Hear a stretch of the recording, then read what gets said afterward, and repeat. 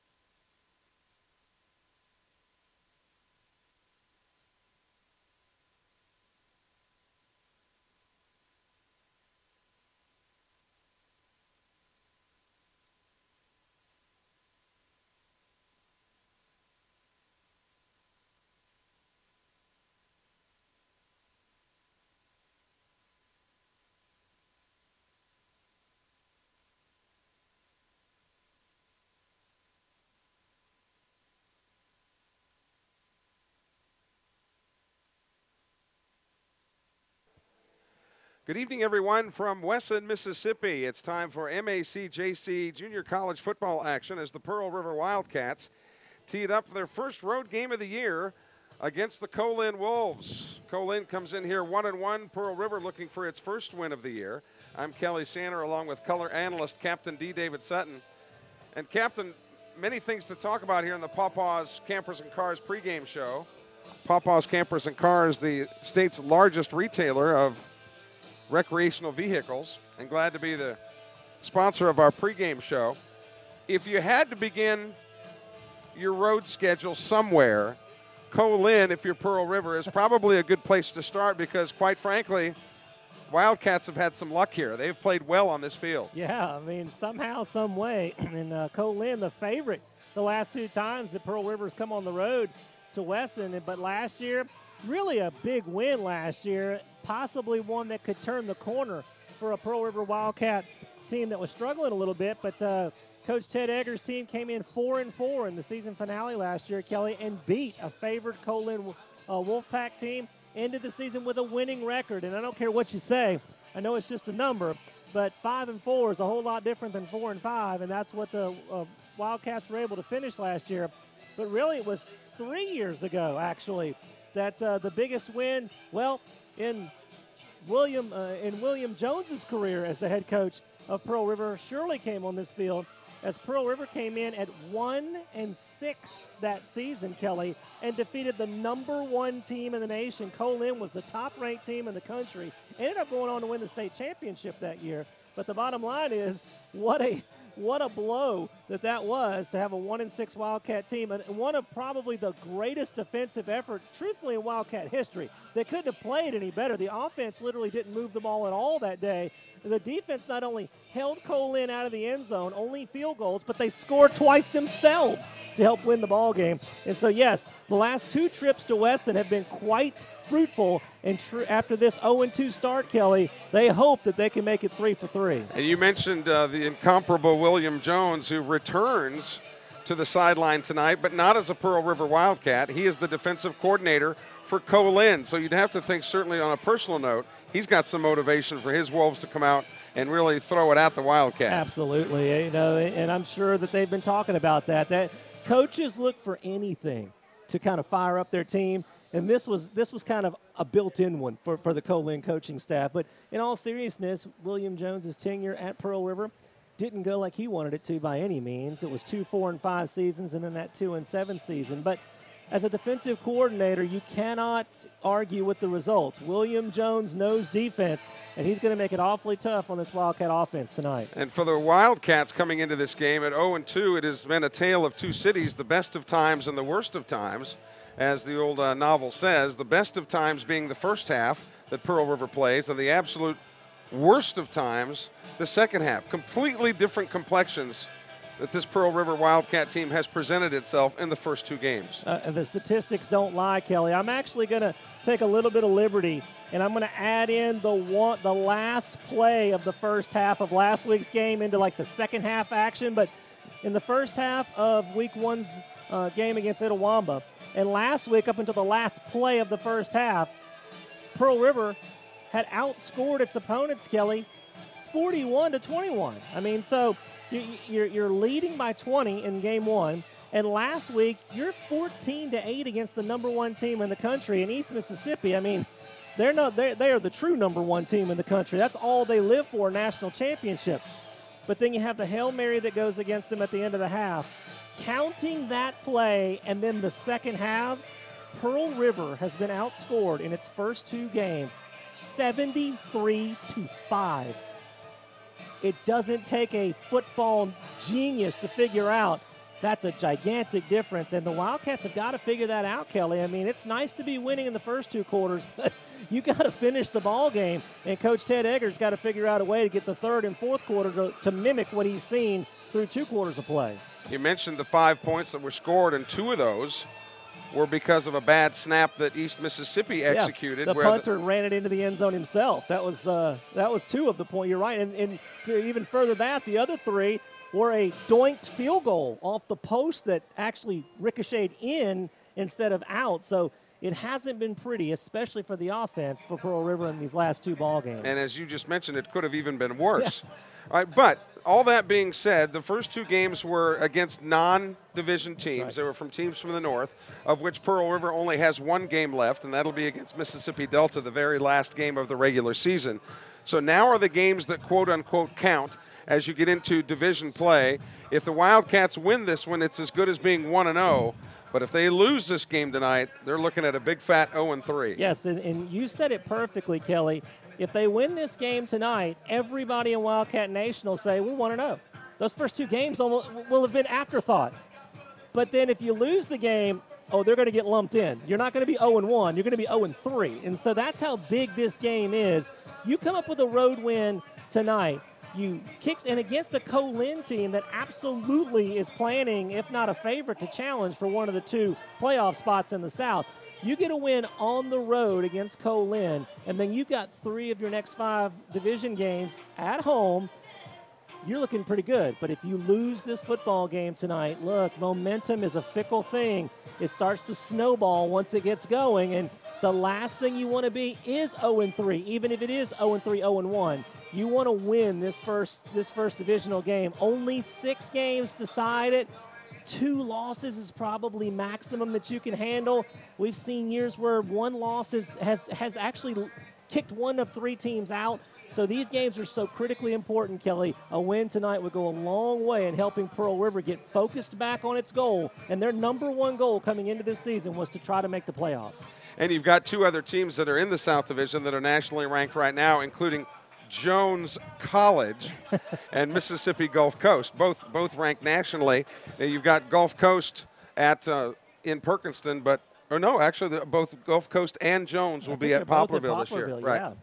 So those will be key games later on. The Wildcats will return home next week to play the East Central Warriors in a division contest. East Central snapped a losing streak last week, so the Warriors think that they're back on track. Very little room for error in this one as we continue the Pawpaws Campers and Cars pregame show from Wesson tonight. The Wildcats will be wearing their white helmets, white shirts, and burgundy pants. You see those maroon pants across the way. The Wolfpack in their traditional silver helmets and blue shirts and pants here. Nice weather. And really, it's the first time that we've had certainty as far as weather goes coming into a game, which has to mean something. And what do you expect, David? Like, if the Wildcats even win the toss, would you expect them to take the football, which would be kind of against what has kind of become chic lately, to defer to the second half, just to try to get things off on the right foot? Yeah, Ted Egger's a defensive-minded coach, Kelly. If they win the toss, I'd be really surprised to see them take the football, but we're about to find out here. Oh, they did elect to receive, so there you go. I mean, Coach Egger wants to try to jump out on top. And look, last week they had the lead over the number 1 team in the nation after the first quarter. Again, a 20-point lead going into the half. They have started out hot, both offensively and defensively in the first 2 games. Hopefully they can continue tonight. Cooper Callis, the starting quarterback for Pearl River. Hopefully, you know, he really started out last week, Kelly. He completed actually 8 of his first 10 passes, but then it kind of got away. We've just noticed through the first 2 weeks of the season that, you know, even with you and I are novices to say the least, but you see when he gets flat-footed, sometimes that arm angle drops, and bottom line is you see his accuracy go away, and hopefully he can rely on Ron Thompson. Ron Thompson, he's the leading rusher in the MACJC right now, and they've actually used him fairly consistently. 17 carries in week 1, 17 carries in week 2. Wouldn't surprise me tonight, though, Kelly, to see him go over 20. Ron is averaging about 134 yards on the ground, but again, going back to the original point we were talking, how Pearl River is completely different first half to second half. Very lopsided are his first half numbers compared to second half. Much better in the first than the second. That's just a part of the whole entire there's no statistical line, Kelly, that favors anything for Pearl River in the second half. Last week, I told you about of course, in East Mississippi, it was 14-8 going into the last play of the first half in a 14-8 ball game. In that contest last week, Kelly, not only was it 14-8, the total yards were nearly dead even. until the last play. It was about 170-something for East Mississippi, 150-something for Pearl River from the final play of the second quarter to the end of the ball game last week, Kelly. Not only was Pearl River outscored 45-2, but it was 345 total yards to 18. I mean, it was just an absolute game ender in the last play of the first half last week. Ashton Garner, the freshman kicker out of Ocean Springs High School, will kick it away. He's used to these colors. I was just going to say that. You and I think the same. Exactly like the Greyhound uniforms. And did you hear about the kicker for Ocean Springs this week? I'll tell you in a second. It's a great story. Oh, the homecoming queen. The homecoming queen kicks the game winner. How about that? So we are underway tonight here in Wesson. End over ender will be fielded at about the 3-yard line. The wedge sets up to the right and getting a little seam outside and finding some running room for Pearl River is Keontae Payton. Payton out across the 50-yard line into Co-Lin territory at about the 45, where the Wildcats will set up 1st and 10. Well, Kelly, you couldn't have asked for anything better except to take it to the house because, Kelly, Payton was really bottled up around the 20-yard line and had to not only shed a tackle, but his momentum has completely stopped. He had to actually restart the Jets right there, but when he did, what a spectacular return, nearly 60 yards and into Co-Lin territory to start their first possession. Thanks to Pawpaw's Campers and Cars, the state's #1 retailer of sports utility vehicles and recreational vehicles, for sponsoring the pregame show. 1st and 10 for Cooper Callis out of Jackson, Missouri.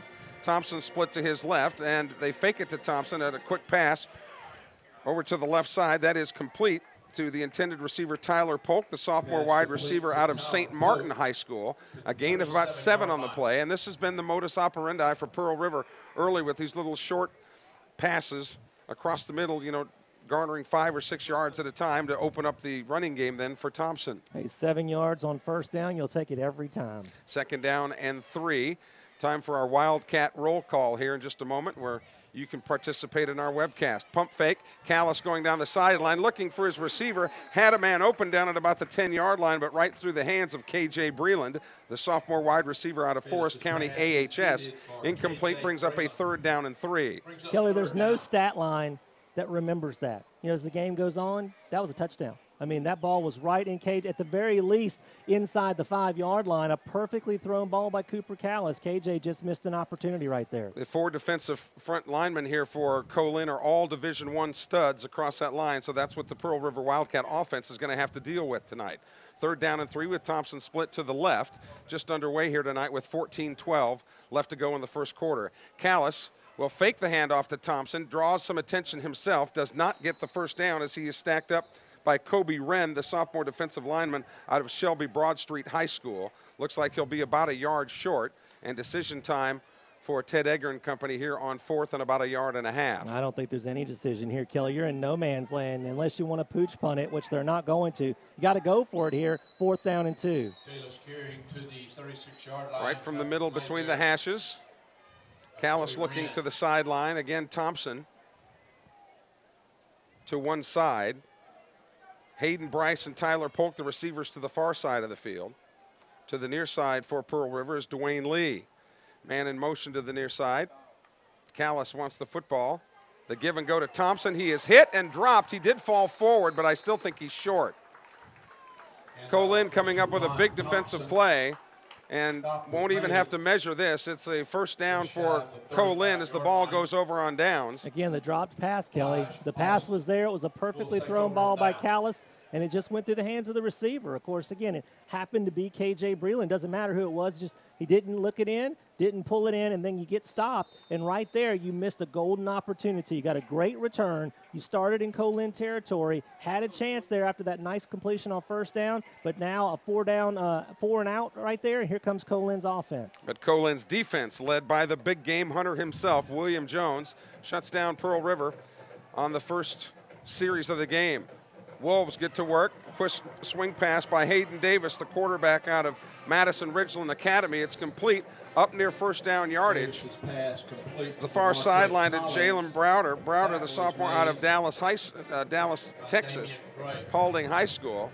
They'll spot him just short by about a yard. We'd love to know where you're watching the game from tonight. Give us a text at 601-310-7077. It's time for the Wildcat roll call.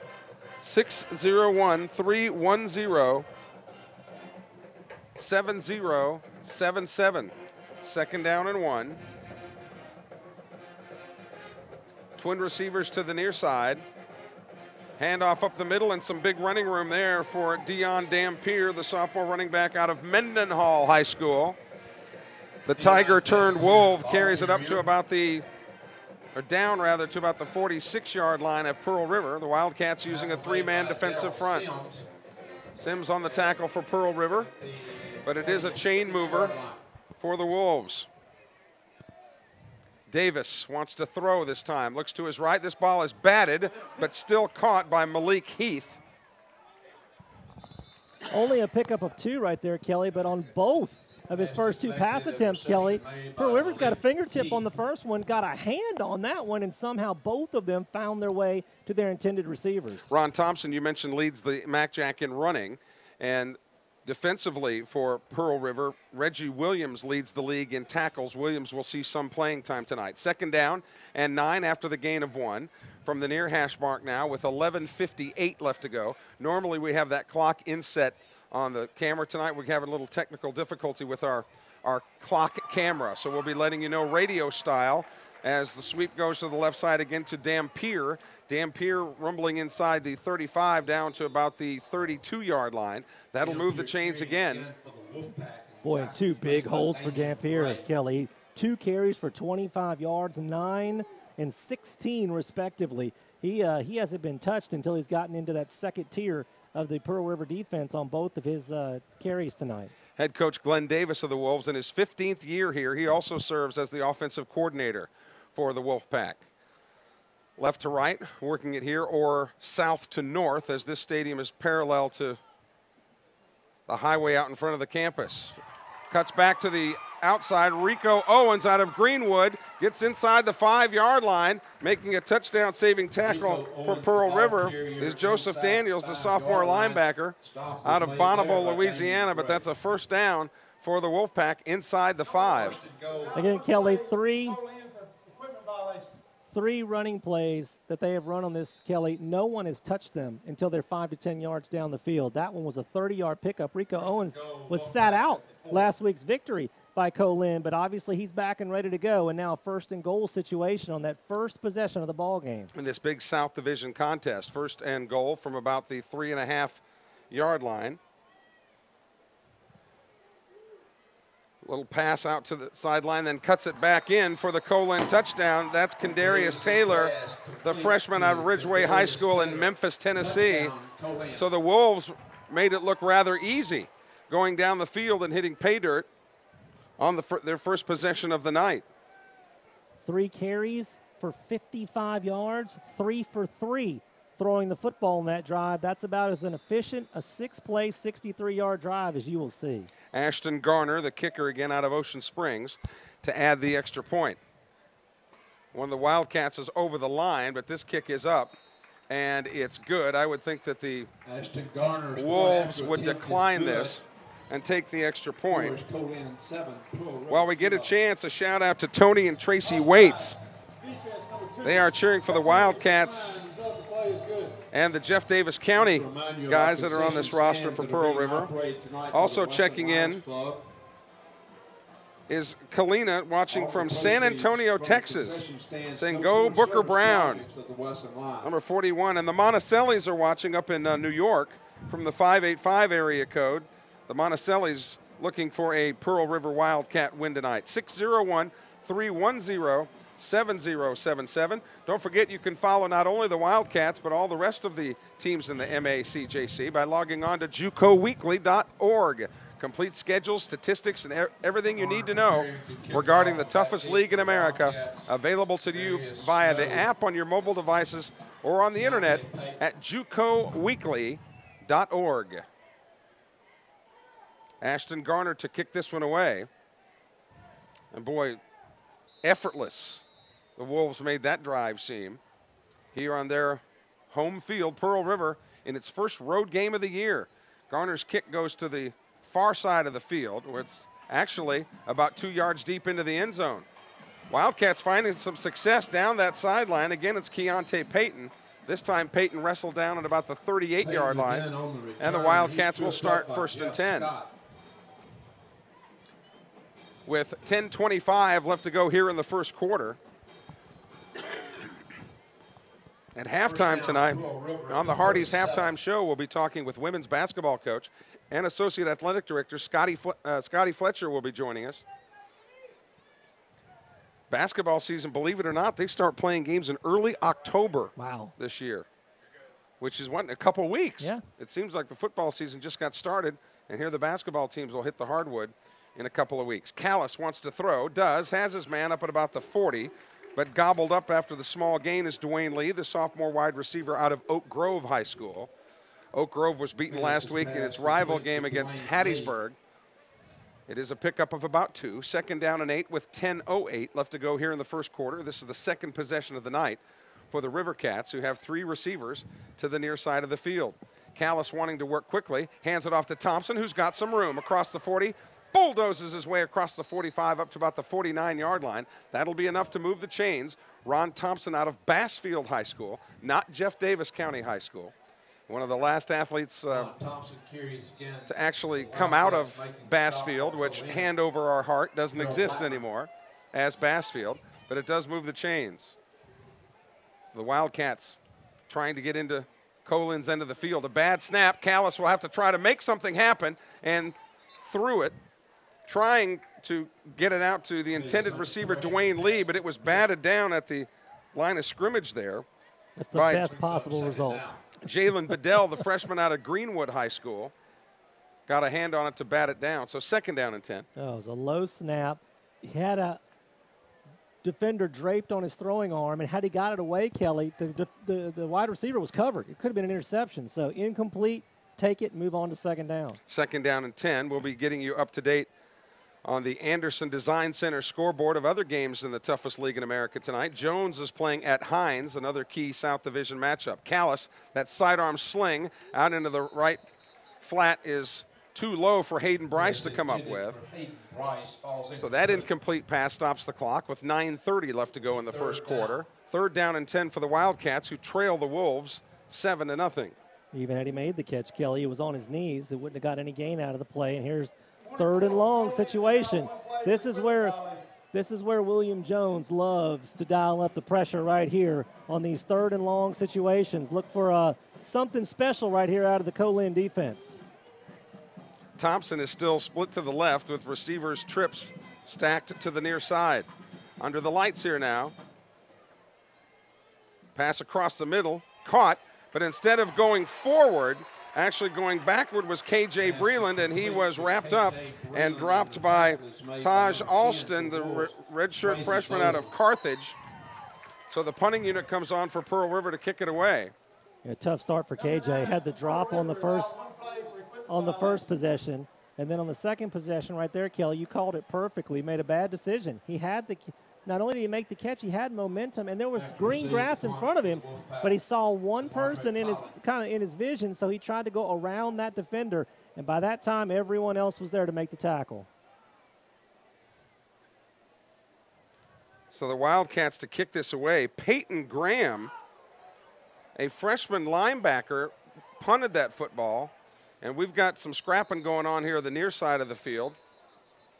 Involved in that scrap is Kobe Cole, a freshman linebacker out of Flora. He was entangled with one of the Wolves, which draws a penalty marker.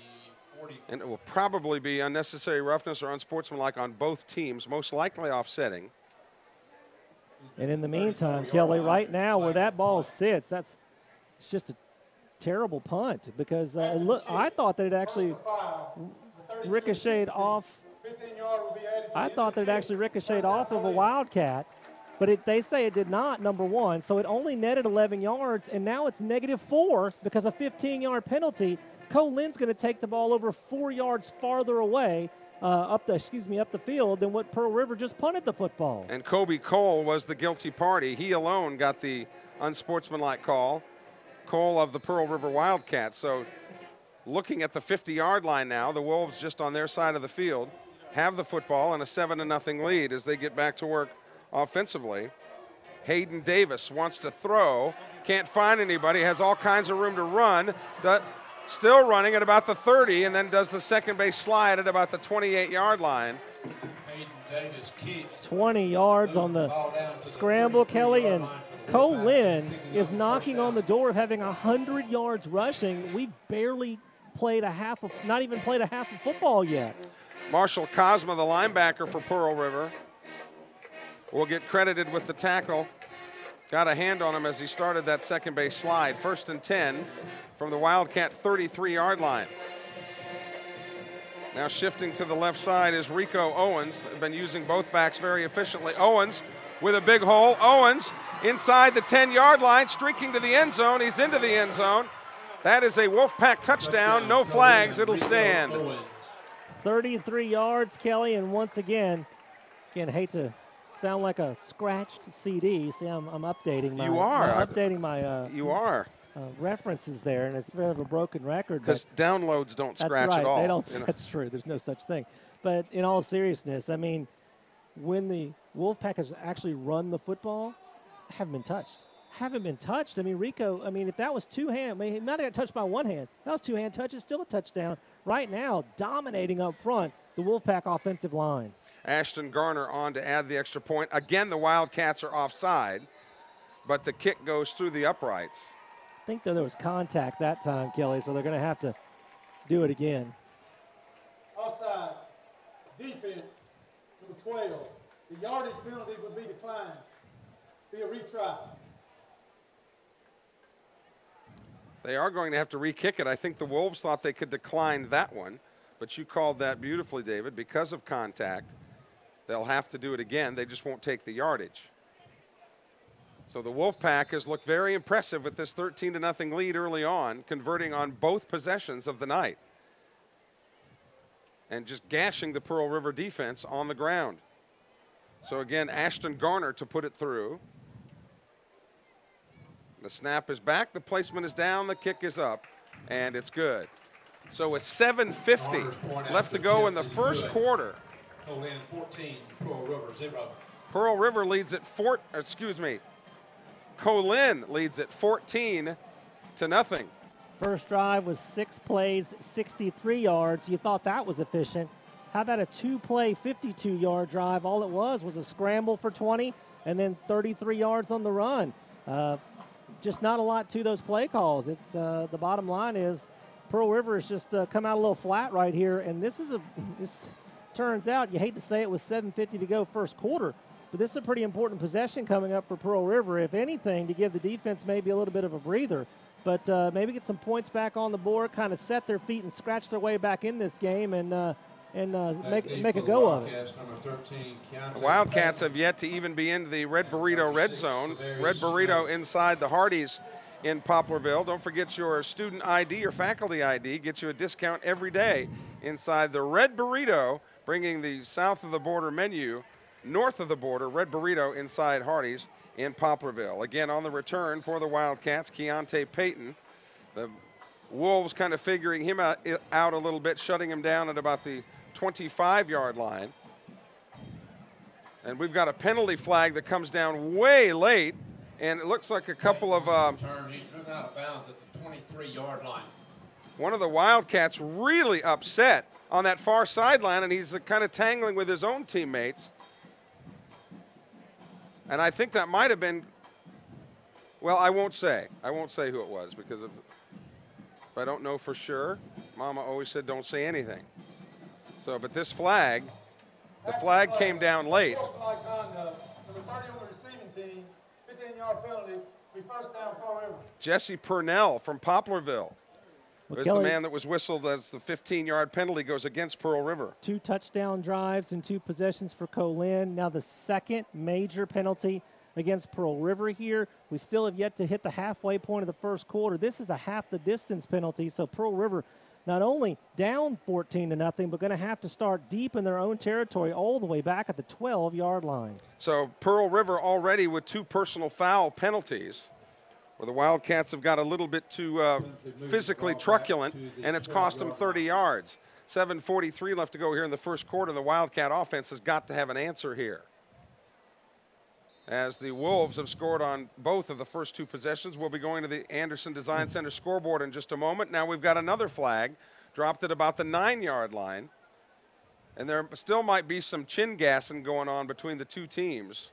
And the referees want to try to get a hold of this situation early on. Another unsportsmanlike against Pearl River. KJ Breland this time. So that is 3 personal fouls against the River Cats, and we're not even 6 minutes into this ball game. Now the offense. Now the Wildcats are in the shadow of their own goal line, trying to figure out this tenacious Co-Lin defensive front. High snap, but they are able to give it to Thompson. Thompson weaves his way through traffic. Another penalty marker flies at about the 10. Boy, that's right into the middle, getting up. There's shoving going on, but that's going to be a hold against Pearl River. As anytime you see a flag literally just dropped in the middle of the lineman, that's almost inevitably a hold. As Pearl River, you use this phrase a lot, Kelly, but I think it's appropriate. They have it stuck in reverse on this particular drive. The original return was to the 24-yard line. They've gone back to the 12, then to the 6. They are now back at the 3-yard line with their 3rd consecutive penalty. Donald Kitchen was the man that was whistled for the hold there. So another first down for Pearl River, first down and forever. They've got to get up to about the 23.5-yard line. So they've got a long way to go. Callis about 3 yards deep in the end zone. Hands it off to Thompson, who tries the right side. Things pretty congested over that way. Is able to plunge ahead for a gain of about 3. Thompson carrying again across the 5-yard As we go to the line. Anderson Design Center scoreboard, other scores from around the toughest league in America. Southwest leading East Central 7-6. That's in the second quarter. That is a South Division matchup. Number 1, East Mississippi defeating Itawamba. That's a big game for both of those teams. East Mississippi 21, Itawamba 3. We'll get back to it in a moment. Callis wants to throw, does out of bounds. He was looking for his intended receiver, Hayden Bryce, but he was covered up into 2-man coverage up at about the 20. It'll bring a 3rd down and about 14 coming up for Pearl River. Northeast leading Coahoma 10-0 in the second. Hines is leading Jones College 7-0. I thought that Hines would, it's still in the first quarter, but I think look for Hines to win that game at home tonight. Gulf Coast is winning over Holmes 13-0. Gulf Coast also nationally ranked. And Northwest leading Delta.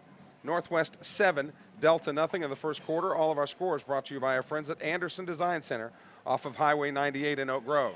Callis in trouble. Now wants to throw, does, and throws it at the feet of his intended receiver, Ron Thompson, who was swinging out of the backfield trying to give him some help. Check that. The intended receiver there was Tyler Polk. But at any rate, David, the Wildcats have not had any answers here, both either offensively or defensively, for Co-Lin. Shout out to Zachary Graves and the PRCC band. Mom and Dad are watching in Sumrall. Kevin Rogers is watching from Philly. We don't know if that's Philadelphia, Mississippi, or Philadelphia, Pennsylvania. Also watching from Philadelphia, hoping to fly home to Purvis tomorrow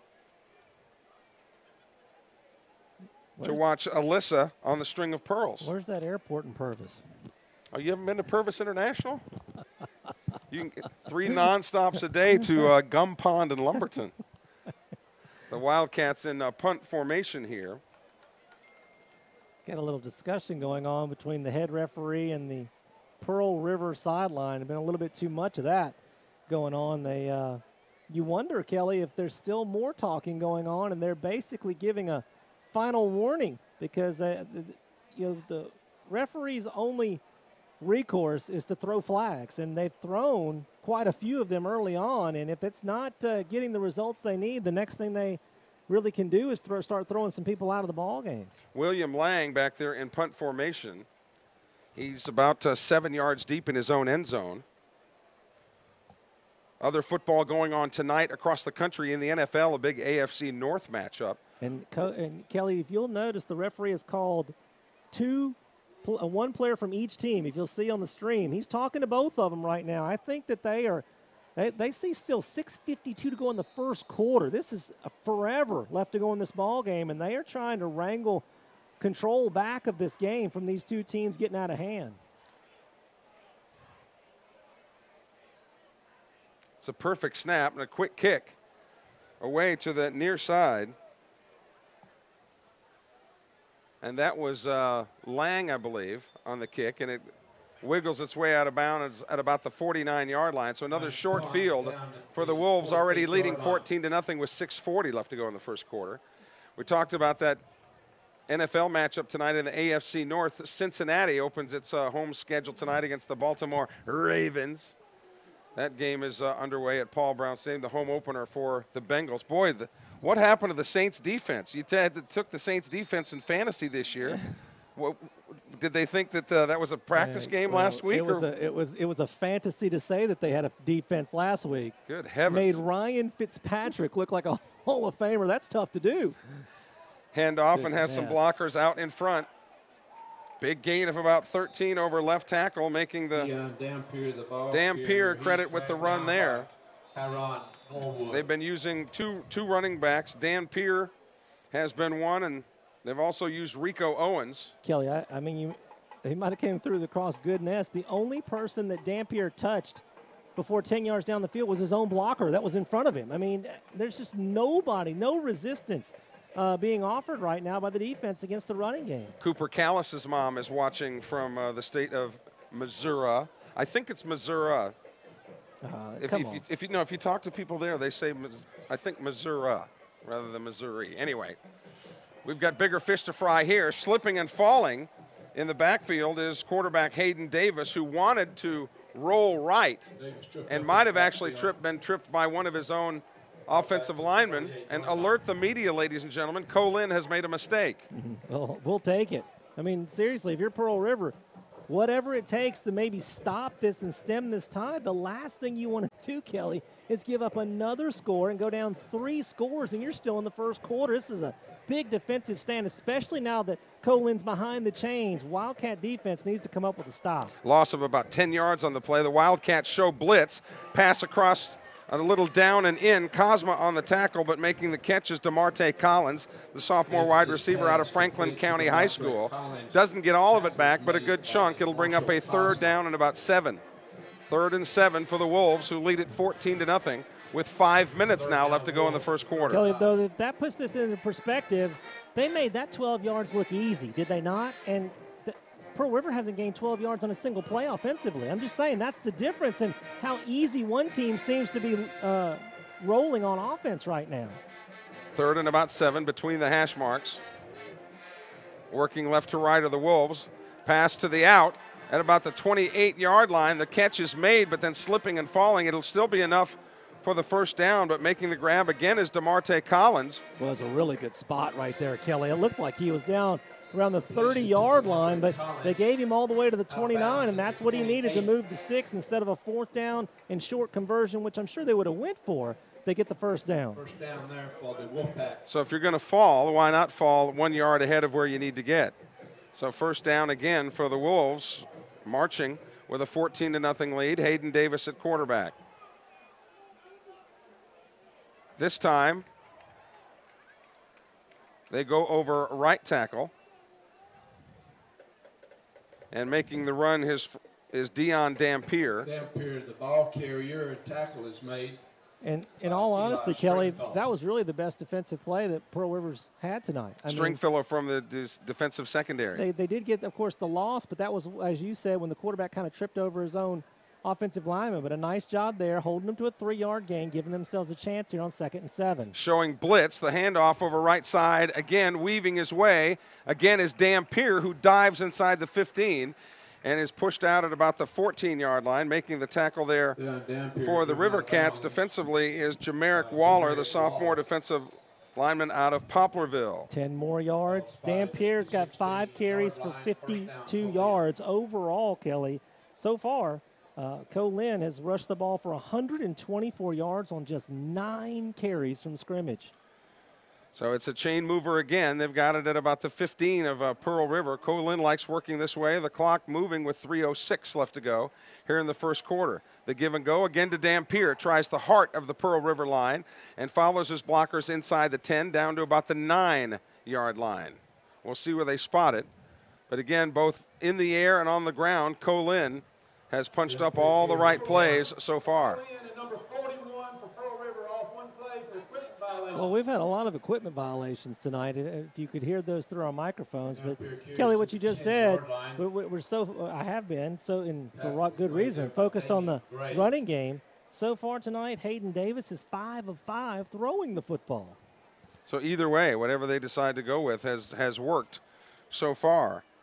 Dampier split to the left of Davis this time on a second down and about 5.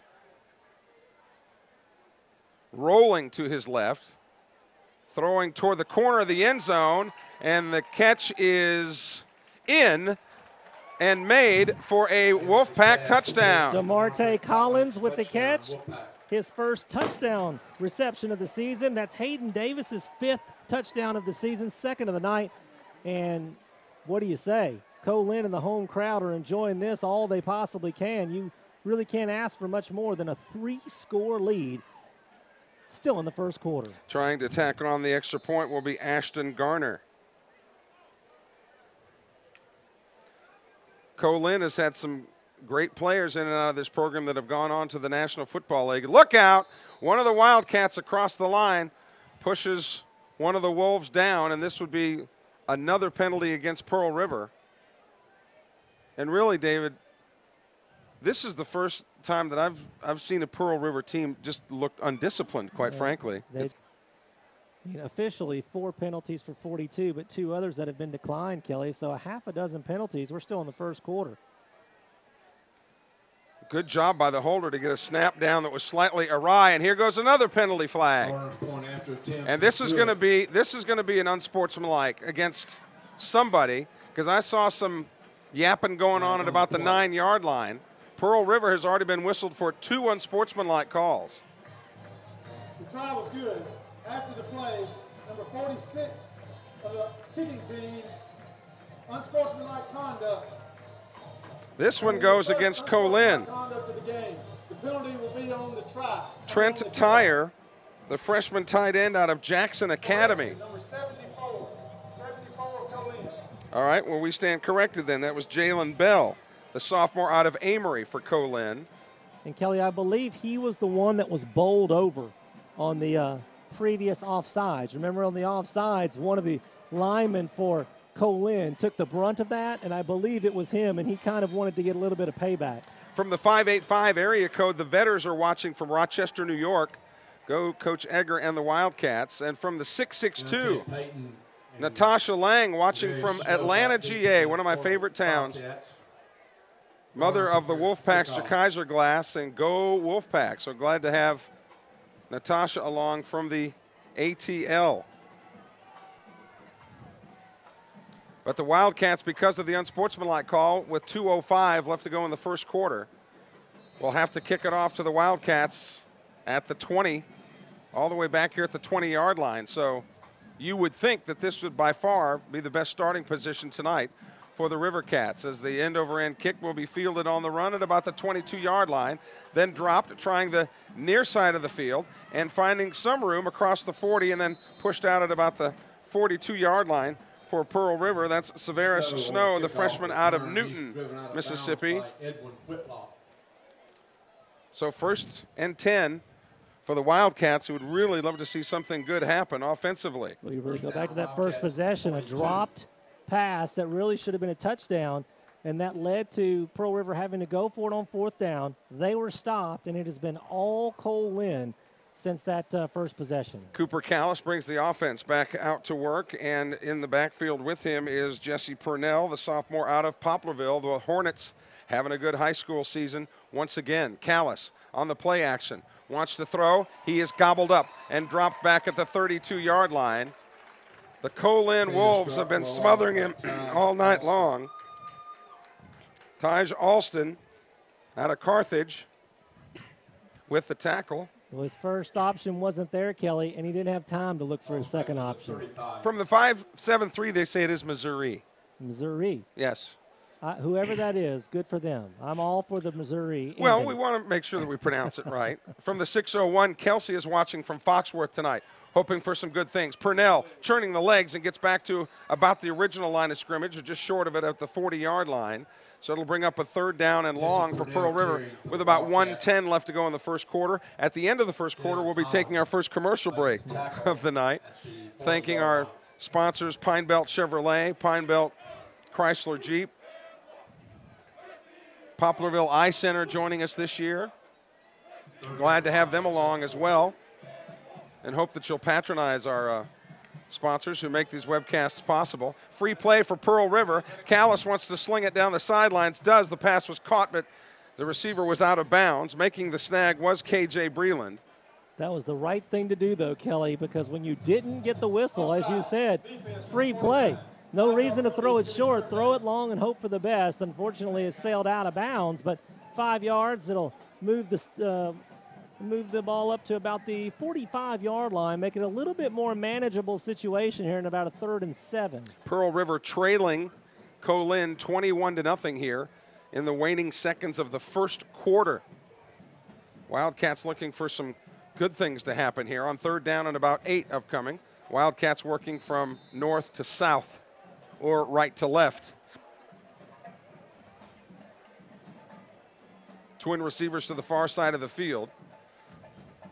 The Wolfpack showed blitz initially and then have backed out of it. Shifting back to the near side of the field is Dwayne Lee. Dwayne Lee out of Oak Grove.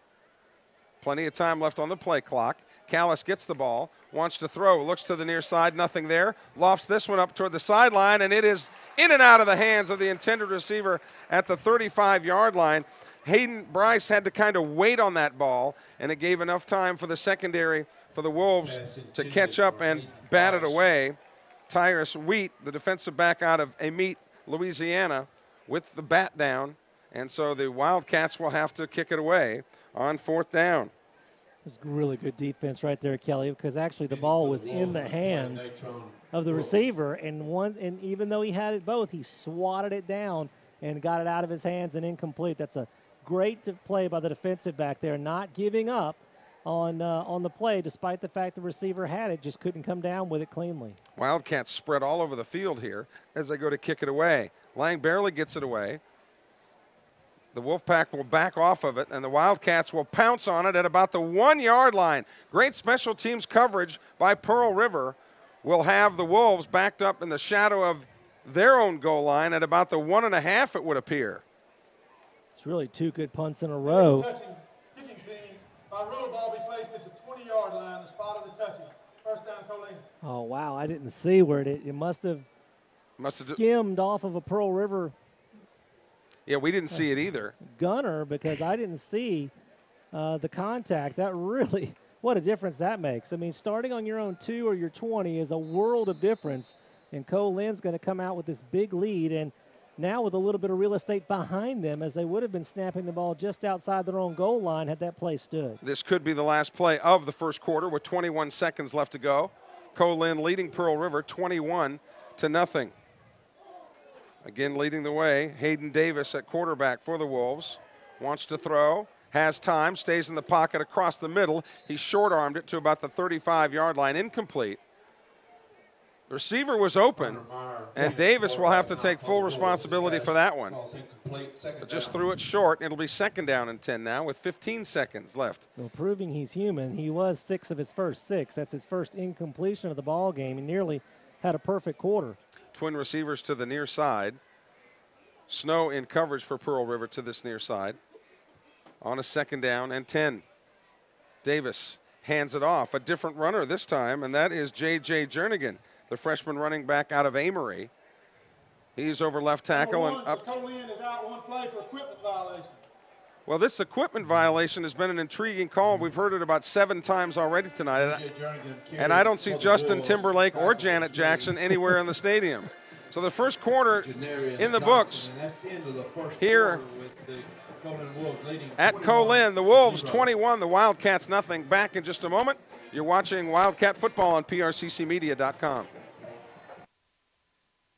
We want to thank you for quickly making Pine Belt Chevrolet one of the area's biggest dealerships. We're selling a lot of vehicles because you're finding out the best price and best service are right here.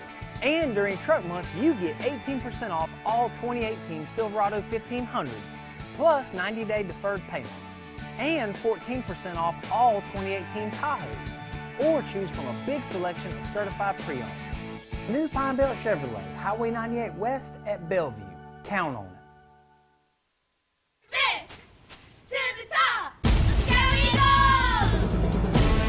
It's another exciting year as we support the Golden Eagle team.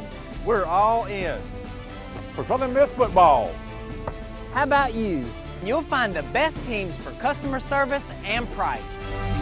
At Pine Belt Chevrolet, Courtesy Ford, and Pine Belt Chrysler Dodge Jeep Ram. From tough trucks to your favorite SUVs to performance and fun. We're all in for you. Southern Miss to the top. With producer Mark Franklin, I'm Kelly Sander, along with Captain D. David Sutton. Also, you can follow Co-Lin Athletics news and scores on Twitter, Instagram. Here on the campus of Co-Lin Co-Lin Athletics in Wesson, Mississippi, where we begin the second quarter of play. It's been all Wolves. They lead it 21-0 and have the football now on a 3rd down and 3 as they will now work from north to south. Wanting to throw the football and finding the receiver at the 30, very close to first down yardage. Connor Meyer is in there at quarterback now out of Natchez Cathedral High School. So Meyer made the pass complete to Robinson, and he got just enough for the first down. So they'll move the sticks again, even with the new quarterback, Connor Meyer, the 6'2", 200-pounder, as we mentioned, out of Natchez Cathedral. Didn't play in week 1, Kelly, but last week went 6 for 10. Throwing the football, and tonight he hits his first one and he gets the first down. They needed 3 and got 4. Sticks at the 31-yard line along with the football. Meyer, a quick pass out into the right flat. It's caught. Looking for some blockers ahead of him is Jalen Browder, the wide receiver out of Paulding High School in Dallas, Georgia. That's a gain of about 4 on that play. 5th different Wolfpack receiver to make a catch. First quarter, Kelly, sometimes the stats lie. They don't lie in the first quarter. Co-Lin outgaining Pearl River 181-13. And leading at 21-0. 2nd down and 6 upcoming for Meyer from the far hash mark. Play action, throws across the middle. The intended receiver was Jalen Browder, but nice defensive play. Batted out of his hands. Making the play there for Pearl River was Marshall Cosma, the Florida phenom. With the bat away there, brings up a 3rd down and 6 and stops the clock with 13:40 left to go. We'll get back to the Anderson design scoreboard here in just a moment. And there's a shocker brewing in one of the games that we'll have for you in just a moment. 3rd down and 5 now. Wildcats looking for their first stop of the night. Continue with 3 down linemen. Meyer wants to throw. Looks to his left. We've got a penalty marker down. Pass across the middle again, batted away. Good job by the Wildcat defense. It was very close. Wow. I thought it was going to go against, because again, when you see those flags thrown back there with the blocking, the offense engaged in blocking with the defense. You think it's a hold? Yeah, and then you don't get the call. And I was thankful because it was a very close play on the pass defense that could have been called maybe a little early. No flag thrown. I thought the Wildcat defense was going to get off the field, but another penalty marches it forward and moves the sticks for the Wolfpack. Well, they nailed Jamerick Waller on that play for a 15-yarder. Cooper Callis's uncle and sister are watching from Jackson, Missouri tonight. 1st down and 10 for the Wolves. Handoff, trying to navigate his way through traffic over the right side is Jernigan, his 2nd carry of the night, the freshman out of Aberdeen, with a gain of about 6 on that play. Yeah, even there, Kelly, it looked like the Wildcats kind of had that defended, and he's able to just kind of slide to the right, get around some traffic, and fall for a 6-yard pickup on 1st down. Any offensive coordinator will take that. Yeah, the offensive playbook gets pretty thick on 2nd down and 4. Clock moving with 13:03 left to go. Coming up on the Hardy's halftime show, a visit with Assistant Athletic Director and Women's Basketball Coach Scotty Fletcher. The give and go, trying the left side of the Pearl River line. This time the Wildcats try to strip it away, but they bring him down at about the 37-yard line. On the carry there is Jernigan again. Trying to strip the football out of his hands is Daniels for Pearl River. You try to strip the ball. It could be a good thing, and you get it, but also if you don't bring them down, a lot of times you see big plays happen on that, but you almost kind of feel like Pearl River feels it's in the need to gamble a little bit, to try to make a big play and to turn this momentum around. Because, again, 21-0 after one, driving again is Co-Lin. I mean, the Wildcat defense desperate to make something positive happen.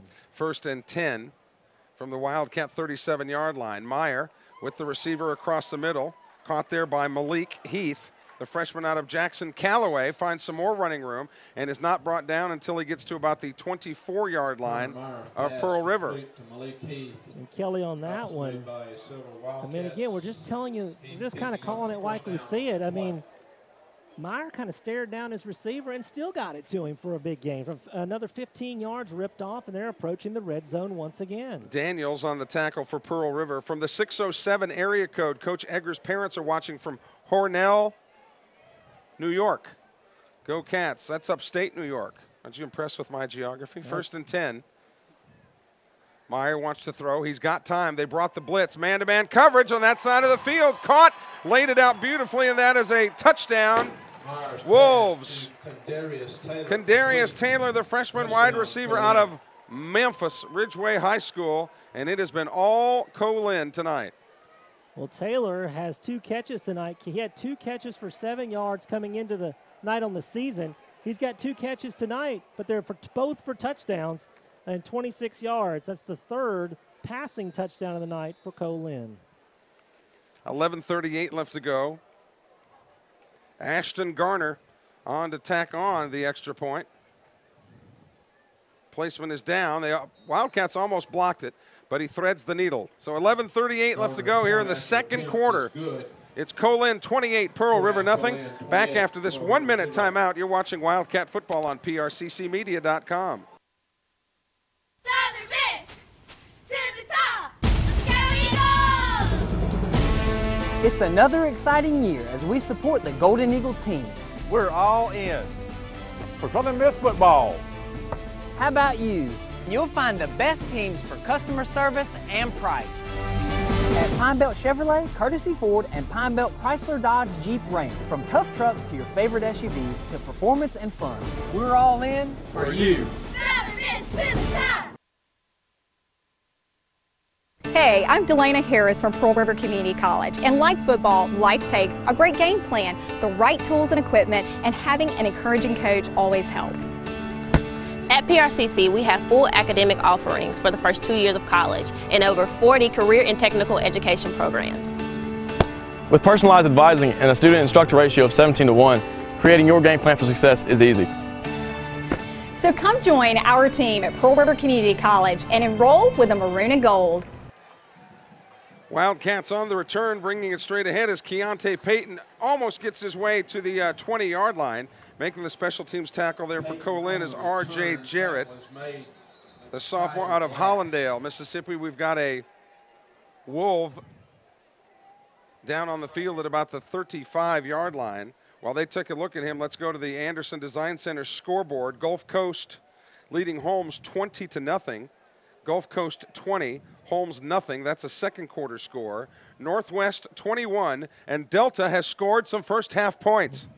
3, albeit 3, but Northwest leading Delta 21-3 in the second quarter. Hines leading Jones College 14-0. That's the second quarter score up in the Jackson area. East Central has extended its lead 21-7 over Southwest. East Central looking for its second win in a row. East Mississippi 21, Itawamba 13. That is a second quarter score. And we talked about the potential upset. Coahoma leading Northeast at half. Coahoma 12, Northeast 10. That's a halftime score. All of our scores brought to you by our friends at Anderson Design Center off of Highway 98 in the Oak Grove area. Alan Anderson, the proprietor there, is a Wildcat and proud to say so. But Kelly, if you're Pearl River, all you can do. You can't. There is no 28-point touchdown. I mean, all you can do is try to put together one solid drive right here. I don't care if it's 3 points. Get something on the board, and see if you can kind of start to turn this momentum around, because there's just been nothing that has not been on the Wolfpack side so far in this ball game. Cooper Callis play action now looks to the left side, has his receiver, but going down to make the catch is Breland, but his knee was down. KJ Breland had to go down to his knee to make the grab, and we've talked about so many times that at the junior college level and the high school level, if your knee touches the ground and you have possession of the ball, you don't even have to be touched. You're automatically ruled down. It is a gain of about 5 on the play for the River Cats, bringing up a 2nd down and 5 with 11:02 left to go in the second quarter. Ron Thompson with a nice run. Darts back to the inside across the 35 up to about the 37-yard line. That's a gain of about 11 on the play by Ron Thompson. But do we see a penalty marker down there? We do. So hold all your tickets here. After the play, unsportsmanlike conduct, number 75 on the offense, 15-yard penalty. Boy, I tell you what, you finally get something positive. That's his first unsportsmanlike conduct of the game. You finally get something positive, Kelly. You get a first down, or at least enough for a first down, on a 11-yard pickup. The line of the game was gained, so it'll be first down. I was going to say, okay, so that makes sense. They're calling it a dead ball foul right there, but then they said it was 3rd down. So they give Pearl River the first down, but mark it back 15 yards. So the good news is it's 1st and 10.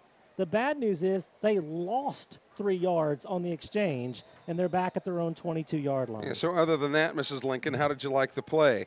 Ivory Scott was the man that was whistled for the infraction there. Pearl River's 4th personal foul penalty of the game. 6 for 66 accepted yards so far tonight. So 1st and 10 for the River Cats back at their own 21-yard line. Has Pearl River been across the 50 yet tonight? Yeah, well, they started, remember the first possession started in Co-Lin territory.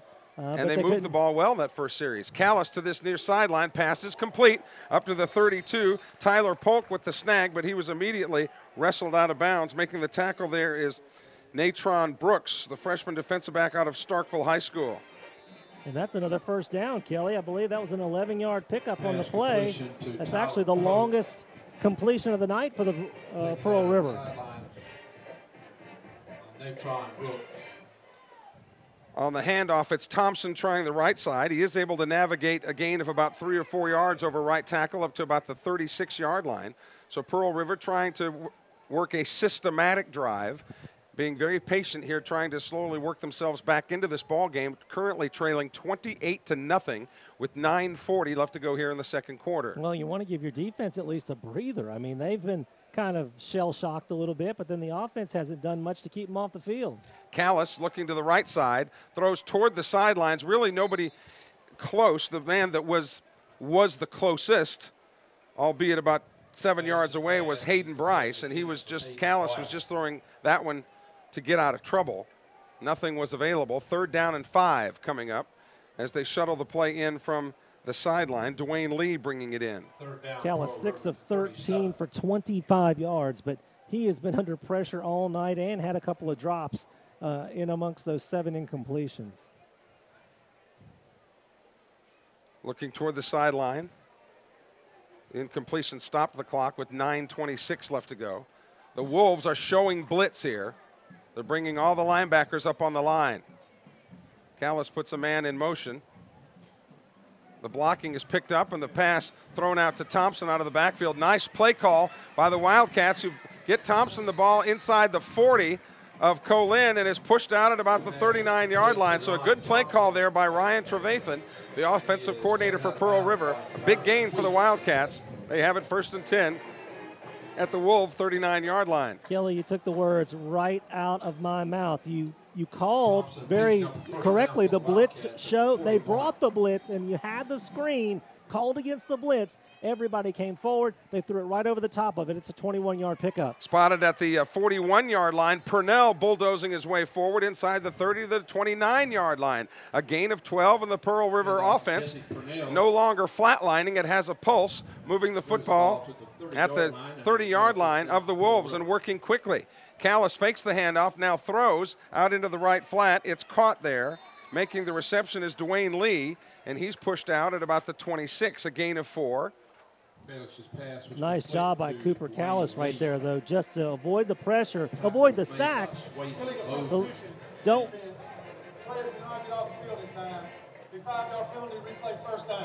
Oh, well, then right there, instead of a 4-yard pickup, they'll go ahead and take that 5-yard penalty. But still, even with that penalty, a great job by Callis to avoid the negative play. You finally had something going in the right direction. The last thing you want to do is have 2nd and long. Of course, the penalty would have negated it, but still a good throw and catch right there to pick up some yardage. Clock moving with 8:38 left to go in the second quarter. Again, the Hardee's halftime show featuring Assistant Athletic Director and Women's Basketball Coach Scotty Fletcher. He'll be joining us as we get to see some of the band perform too. A first down play coming up. Callis on the play action, throws to the right side, man-to-man coverage. His receiver was out of bounds. Bryce made the catch, but he was out of bounds and came back in. But, Kelly, the penalty is going to go against Co-Lin. The reason he went out of bounds is because he was shoved out of bounds. I believe this is going to go against the Wolfpack, not against Pearl River. The question is there a penalty for him coming back in and touching the ball first? I believe the penalty flag, though, is going to go against the Wolfpack. Well, while they discuss this from the NFL, Andy Dalton has hooked up with... Defense number 12. Good call, David. Penalty, first down. He was pushed out of bounds, and it does go against the Wolves. It's a first down for Pearl River as they mark this one off. But Andy Dalton has hooked up with A.J. Green for his 2nd touchdown of the night.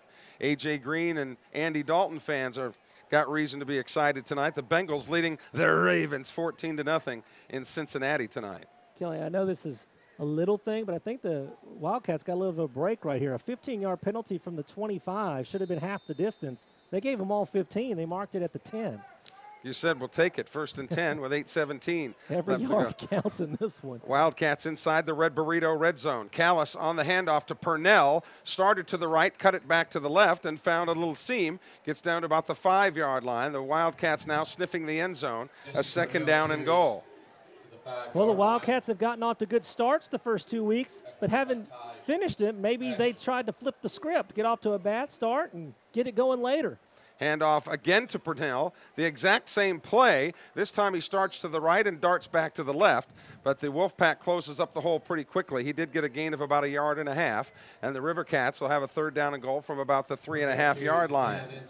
Boy, if there were ever a must score, Kelly, this is it. I mean, in the second quarter, if Co-Lin comes up with a stop right here, you almost feel like it's a mountain too tall to climb, so to speak. But if Pearl River can get something in the end zone here and then get a stop on defense, maybe they can scratch and claw their way back into this ball game. 7:18 left to go. Remember that Pearl River won the toss and wanted the football to begin the game. So the Wolfpack will get the kick to begin the second half. Callis wants the football. He is swarmed under back at the 11-yard line. They brought a delayed blitz, and he is down at about the 11. Pops right back up, but that brings up a 4th down for Pearl River. And the Pearl River kicking game has been suspect to say the least. Only 1 of 3 kicking field goals this season. Chose actually last week, they didn't try an extra point or a field goal in last week's game against East Mississippi, and with the score 28-0, Coach Ted Egger may feel like he needs to go for the touchdown because 3 really isn't going to help him out right here. The Wildcats return home back to Dobie Holden Stadium next Thursday night for a South Division matchup with the East Central Warriors. That is a 6 o'clock kickoff at Dobie Holden. 6 o'clock, hope to see you in person. If not, here on PRCCmedia.com. I was about to say, Kelly, while you were talking, they're going to have to call a timeout with all that delay of deciding to go for it. The play clock was running down. They nearly got called for a delay. Timeout on the field. We'll take a 30-second timeout with 6:17 left to go here in the second quarter. The Wolves 28, the Wildcats nothing. Back in a moment. You're watching Wildcat football on PRCCmedia.com.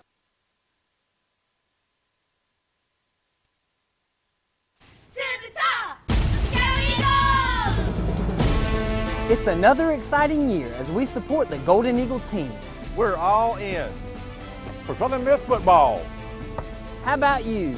You'll find the best teams for customer service and price. At Pine Belt Chevrolet, Courtesy Ford, and Pine Belt Chrysler Dodge Jeep Ram. From tough trucks to your favorite SUVs to performance and fun, we're all in for you. Southern To the top. Fourth down play coming up for the Wildcats, but they've got to hit pay dirt for it to do any good at all. But now, and if you're Co-Lin, Kelly, look, they got 4 down linemen. They're going to play 7 defensive backs right here against the 4 Wildcat receivers. and we got a reverse. Wanting to throw the football toward the back of the end zone, incomplete, so some trickery for Pearl River.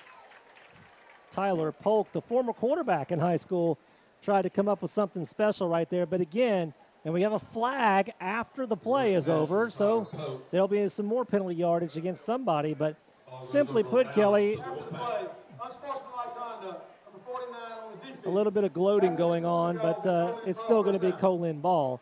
But what happened was, Kelly, is you had 4 down linemen and 7 defensive backs. So when you had all that trickery, the defensive backs just weren't coming forward. So no matter what you did with the football, you had 7 people basically guarding 4 receivers right there. And unless you hit something kind of quick and find a little hole in the coverage right there, it's really hard to come up with something late against a defense like that, and especially with Tyler Polk under such duress after a little bit of pressure did get on him, and he fired it well over everyone's head out of the end zone, incomplete. So 4 personal foul, unsportsmanlike calls against Pearl River, 2 against the Wolves. And once again, Kelly, isn't that supposed to be half the distance? They marked off all 15 yards back to the 5, but it's a Co-Lin football. Meyer at quarterback on the give and go. The Wildcats stacked this one up pretty good for very little gain on the play. Leading the onslaught there for the Pearl River defense is Marshall Cosma out of East Lake, Florida, Clearwater, Florida. Don't you hate that people have to be forced to live in Coldwater, Florida, places like that? Don't you just feel sorry for folks like that, don't you? So it is no gain on the play, 2nd down and 10.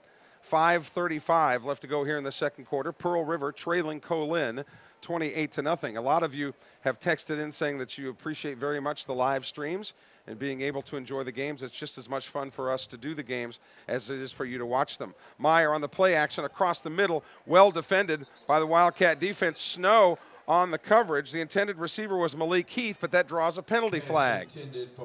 Boy, I sure didn't see anything premature. Boy, and they actually went and spotted it all the way back at the 18-yard line.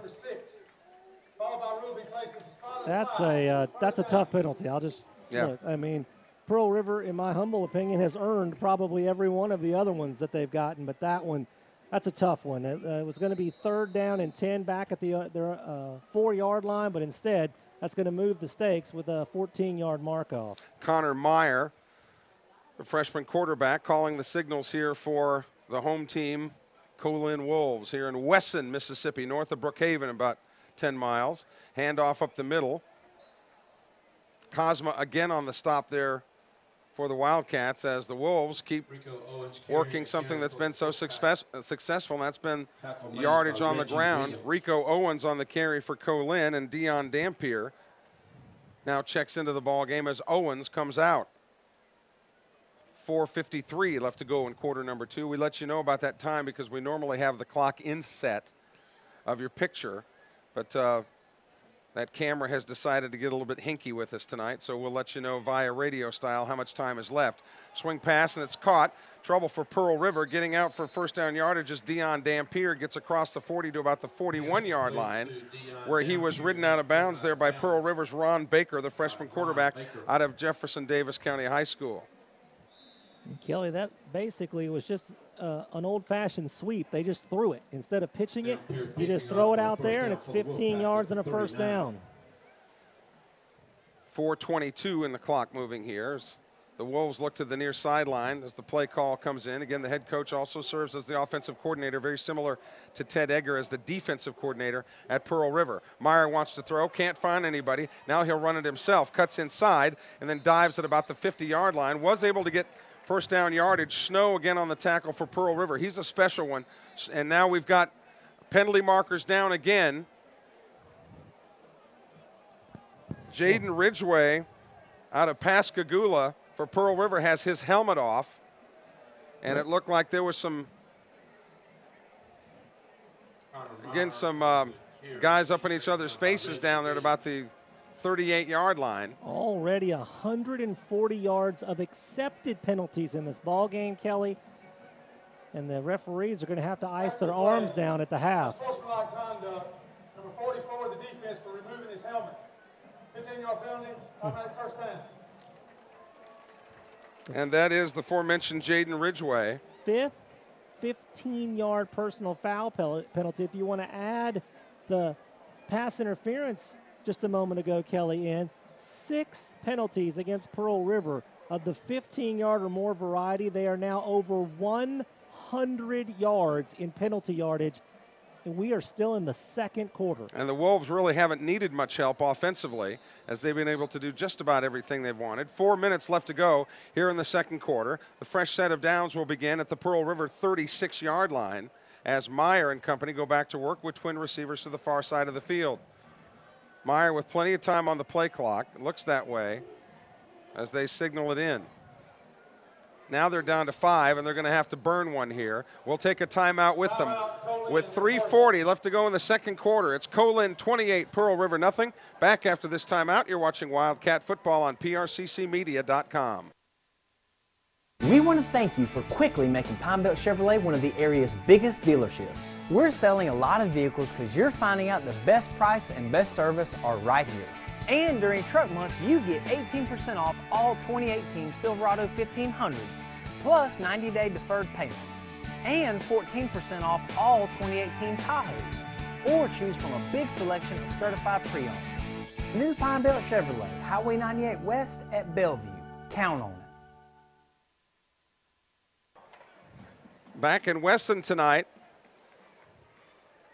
So far, it's been all Wolfpack. 3 minutes and 40 seconds left to go in the second quarter. Wolfpack leads Pearl River 28-zip. Kelly, this is the 5th possession of the night for Co-Lin. So far, they're 4 for 4 on touchdown. Not just scoring drives, touchdown drives. I mean, you talked about how the head coach for Co-Lin is also the offensive coordinator. You know, sometimes coordinators have good nights. I mean, everything he's dialing up seems to work. 1st and 10. Again at the Wildcat 36. They had to call the timeout because the play clock got down to about 3 seconds. The freshman Meyer at the controls. The Wildcats show blitz and then back out of it. Meyer across the middle. This pass is nearly intercepted at about the 20-yard line, and maybe Reggie Williams could have taken that one to the house. Reggie Williams, the tackles leader. For the equipment. What do they mean? But do they not have a mouth guard in? Perhaps maybe there's one of those rules that they have to have a mouth guard in. Was it just instituted this week though? Or the pant legs have to be down below the kneecaps, apparently. I guess they were down below the kneecaps for the entirety of the first 2 games. Well, but tonight it's a no-go. Different set of officials. Second down, and now whistles blow, and the Wildcats want to call a timeout. You know, though, going back to that other play, Kelly, boy, that was, if you just joined us on the stream, that was the night in a nutshell. I mean, that you couldn't have asked. Yeah, Williams, he had a pick 6. Yeah, you couldn't have asked for anything more as a defender, but then the ball to be thrown direct. I mean, he played, and again, it wasn't as much of a bad throw. It was great coverage. I mean, he read the quarterback's eyes. He almost baited him into the throw, and then he closed quickly on the pass, and the only thing he didn't do was actually catch the football. And had he, and probably was his own worst enemy, because number 12 for Pearl River is allowed back in the game due to the timeout. Because probably what happened is, seeing that he had a pick 6, he probably lost focus of the football for just a split second, but that's all it takes, and it fell harmlessly to the ground. So second down and 10 now. You know, Kelly, not only has Pearl River not stopped Co-Lin, there haven't even been many third down opportunities to get off the field. I mean, it seems like it has been first or second down for the Wolfpack all night long. Wildcats going with a 3-man defensive front. Meyer across the middle. He's got a man wide open, and making the catch there is Antoine Robinson. Robinson breaks free to the right side and gets dragged into the end zone by his face mask. That'll be a face mask penalty against Pearl River that no doubt will be declined or enforced on the kickoff, but it's another Antoine Robinson. Wolfpack touchdown. 36 yards, Kelly, and to be quite frank, Connor Meyer, again, he stared down Robinson and just waited for him to come open. And when he threw it to him, there wasn't anyone within 3 or 4 yards around him. All he did, he made a really nice move. He kind of dipped his shoulder in, got the 2 Pearl River defenders who were closing on him to kind of take that fake, ran right outside, went to the pylon for the touchdown. Number 12 of the defense. That penalty will carry over to the kickoff. Score is good. That is a 6th. Is that right, David? 6th personal foul? 6th personal foul. We were talking earlier that if you want to count the 15-yard pass interference penalty, they've had 7 15-yard penalties, but the 6th personal foul that's been accepted in this ball game. 3:19 left to go. Ashton Garner on to kick the extra point. You'll recognize him tomorrow on campus. He'll be the guy whose right leg's about 5 inches longer than his left. Here to add the extra point. The kick is up, and the kick is good. Again, 3:19 left to go before half. It's all Wolfpack, 35-0. Back with the kickoff in a moment. You're watching Wildcat Football on PRCCmedia.com. We want to thank you for quickly making Pine Belt Chevrolet one of the area's biggest dealerships. We're selling a lot of vehicles because you're finding out the best price and best service are right here. And during Truck Month, you get 18% off all 2018 Silverado 1500s, plus 90-day deferred payment, and 14% off all 2018 Tahoes, or choose from a big selection of certified pre-owned. New Pine Belt Chevrolet, Highway 98 West at Bellevue. Count on. Hey, I'm Delana Harris from Pearl River Community College, and like football, life takes a great game plan, the right tools and equipment, and having an encouraging coach always helps. At PRCC, we have full academic offerings for the first 2 years of college and over 40 career and technical education programs. With personalized advising and a student-instructor ratio of 17-1, creating your game plan for success is easy. So come join our team at Pearl River Community College and enroll with the Maroon and Gold. There is Snow. Garner to kick it away. Snow and Peyton back for Pearl River to retrieve this one. Again, kicking from the 50 because of the face mask penalty. And this football will go well out of the end zone. He almost put it through the uprights. So Pearl River will start 1st and 10 with 3:19 left to go. And David, one of the most dubious statistics you'll ever hear in college football, the Wildcats are victims of tonight when it comes to yardage.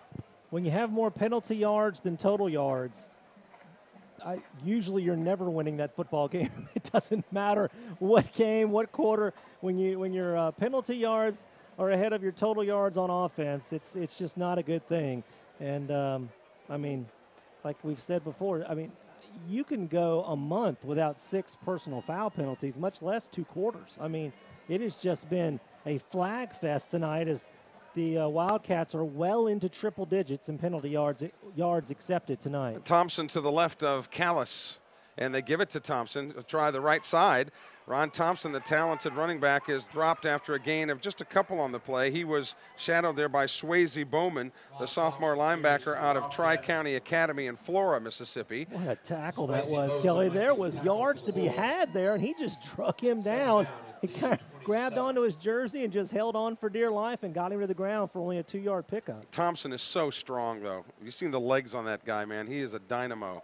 Callis has to get rid of this one, and both receivers fall. The receiver for Pearl River, that was Hayden Bryce. He kind of got his feet tangled up with the defender.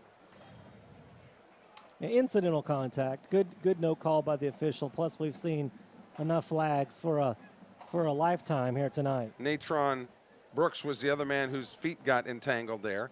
So 3rd down and about 8 for Pearl River with 2:44 left to go here before halftime. Callis with the football, rolls to his left, throws this one toward the sideline and overthrows his intended receiver, that being Tyler Polk. So another punt coming up for Pearl River. And again, properly called by you, Kelly, in that he overthrew him, but he overthrew him on purpose. He wasn't there. I mean, if you throw it to Tyler Polk, you risk an interception right there. I mean, the only silver lining of the entire first half is the Wildcats haven't turned the football over. In fact, neither team has. But right there, it's an incomplete pass, but it's a smart pass. There's nothing you can do but throw it away right there. Lang in to kick it away for PRC. Pressure coming. This is a wobbler that's a little bit off the side of his foot and takes a bounce out of bounds at about the 43-yard line. So once again, Co-Lin has been working with about, give or take about a 50-yard field about every time they get the football tonight.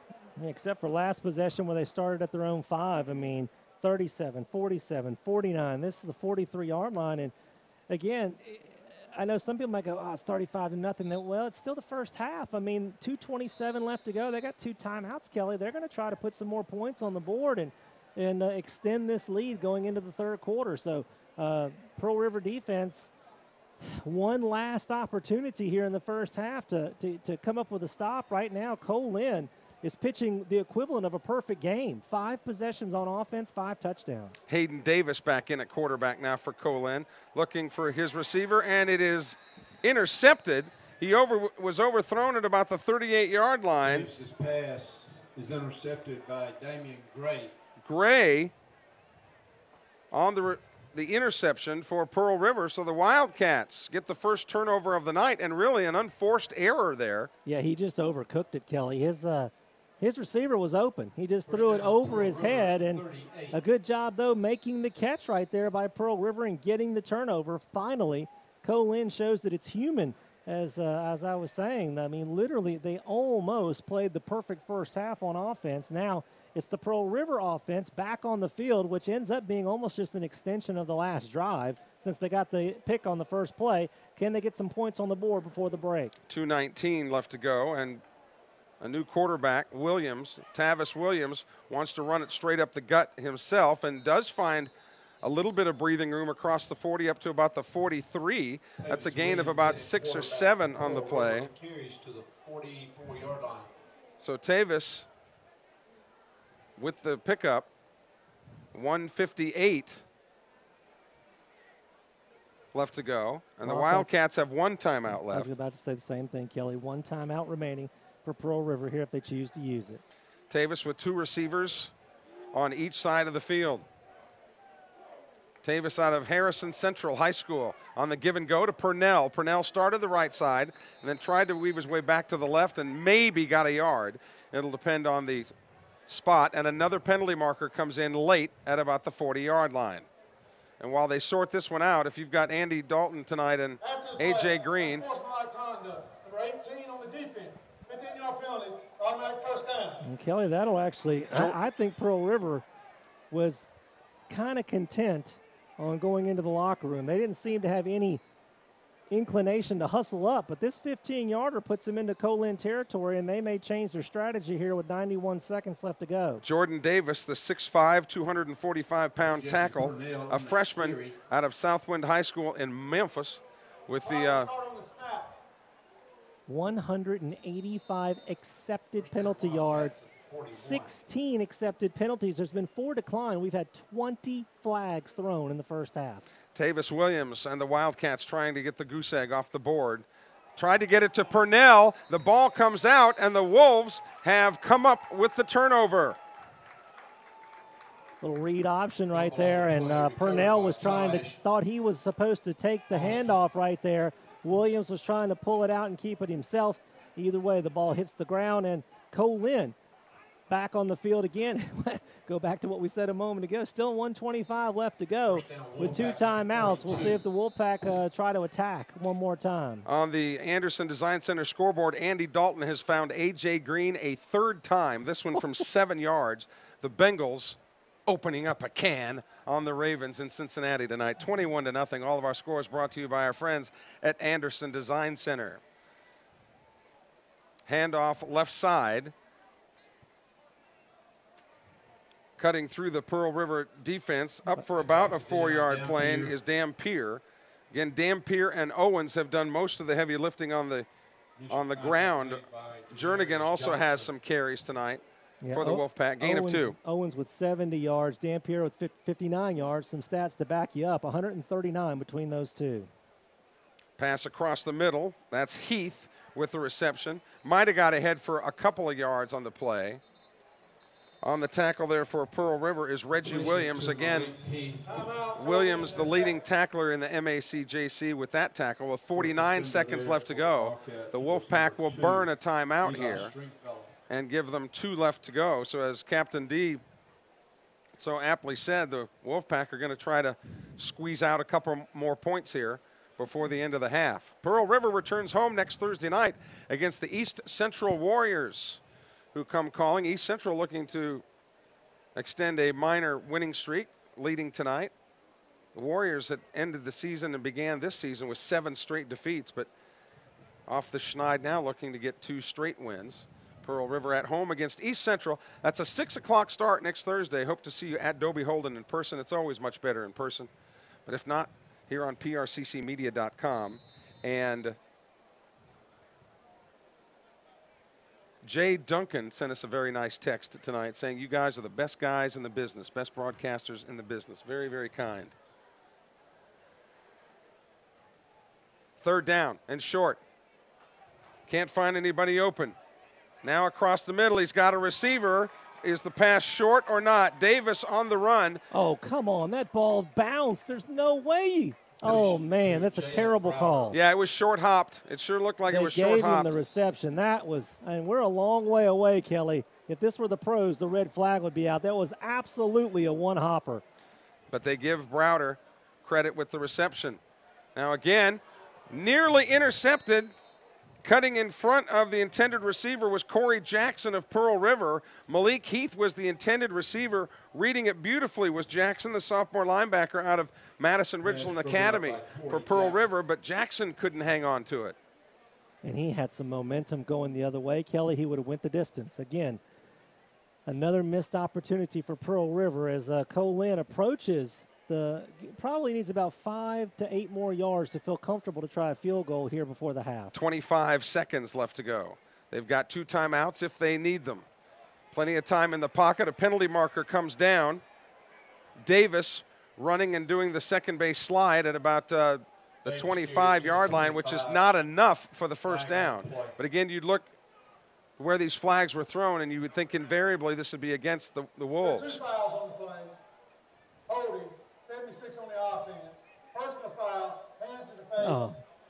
45 on the defense. Boy, Pearl River just. Be second down. Pearl River can't catch a break. They just can't catch a break.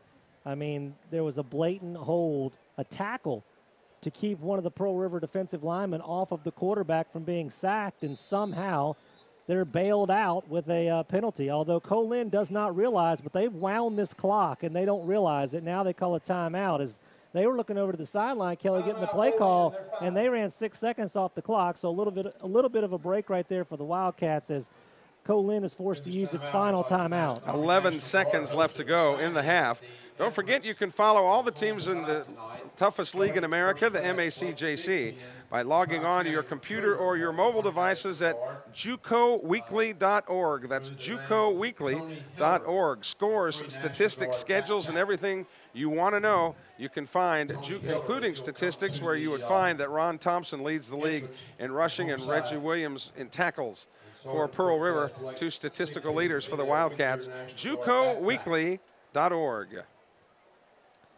So if you're Co-Lin right here, just trying to analyze what's left, I mean, they do stop the clock if it's a first down, but probably going to try to work the sidelines here, move the ball 7-8 yards closer and send the field goal unit out to, you know, what that really does, Kelly, is just get some practice in. You know, when they actually do need 3 points before the half or end of the game, how are you going to get it if you're in this situation? This is why Co-Lin is probably going to play this out right here. And the Wolfpack, remember, gets the football to begin the second half. It is a sideline play, trying to getting away from a man and darting toward the end zone, diving to the end zone. Oh my goodness, that is a Co-Lin touchdown by Malik Heath. It was a mistake to go inside instead of out to begin with. Then once he broke the first tackle, it was a major mistake to not run for the sideline, and then he broke a third tackle and takes it all the way into the end zone. It's one of those where the coaching staff's going, no, no. Okay, that was a great play. That was just an unbelievable individual effort, but it was the wrong thing to do, but ended up being right for Co-Lin. And what hasn't gone right for Co-Lin tonight? Ashton Garner to tack on the 42nd point of the first half. The kick is up, and it is good. With 0.7 seconds left to go in the half, Back in a moment with the kickoff. You're watching Wildcat Football on PRCCmedia.com. Southern Miss to the top. Let's go Eagles! It's another exciting year as we support the Golden Eagle team. We're all in for Southern Miss football. How about you? You'll find the best teams for customer service and price. At Pine Belt Chevrolet, Courtesy Ford, and Pine Belt Chrysler Dodge Jeep Ram. From tough trucks to your favorite SUVs to performance and fun, we're all in for you. Southern Miss to the top.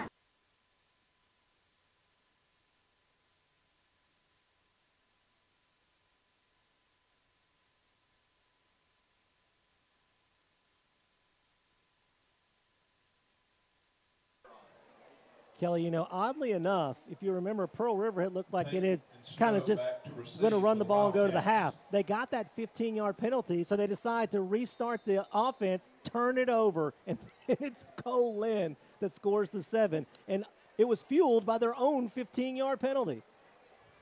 0.7 seconds left to go. The Wildcats will fall on top of it at the 35-yard line, and the clock expires with only 0.7 seconds left to go. Before we break, we want to give a special shout out to, wait a minute, the referee is telling the, so the clock, they're going to put 0.7 seconds back on the clock. Boy, you talk about a guy calling it by the book. It's 42-0. 0.7 seconds I don't think is going to matter. So Pearl River will have to run a play. I don't think anyone in the stadium would have complained had they let that half expire. Cooper Callis's little brother Quincy is having a birthday today.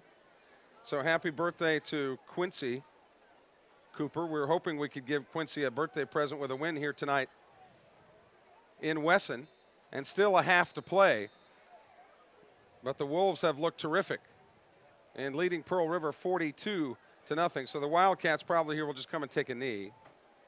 On the Anderson Design Center scoreboard, oh, the Ravens have scored a touchdown. Whoopie-doo. Allen, a 1-yard touchdown run, 21-7 Bengals. Supposed to be impartial on all the scores you get. But I'm a Bengal fan, David. You know that. Come on, you got to be a professional on this. Okay, all right. It's not often, though, that the Bengals could be looking at a 2-0 record. Callis at quarterback here with 0.7 seconds left on the clock. Go for the end zone, man. All right, there he takes the knee, and that'll do it for the first half. So 2 quarters finished here tonight in Wesson. And as President Franklin Roosevelt used to say on his fireside chats, if you are a Co-Lin fan, there is good news tonight.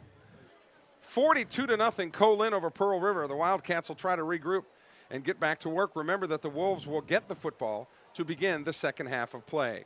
Coming your way will be the Hardee's halftime show. The Pearl River Band will perform, and then we'll get to hear from Assistant Athletic Director and Women's Basketball Coach Scotty Fletcher.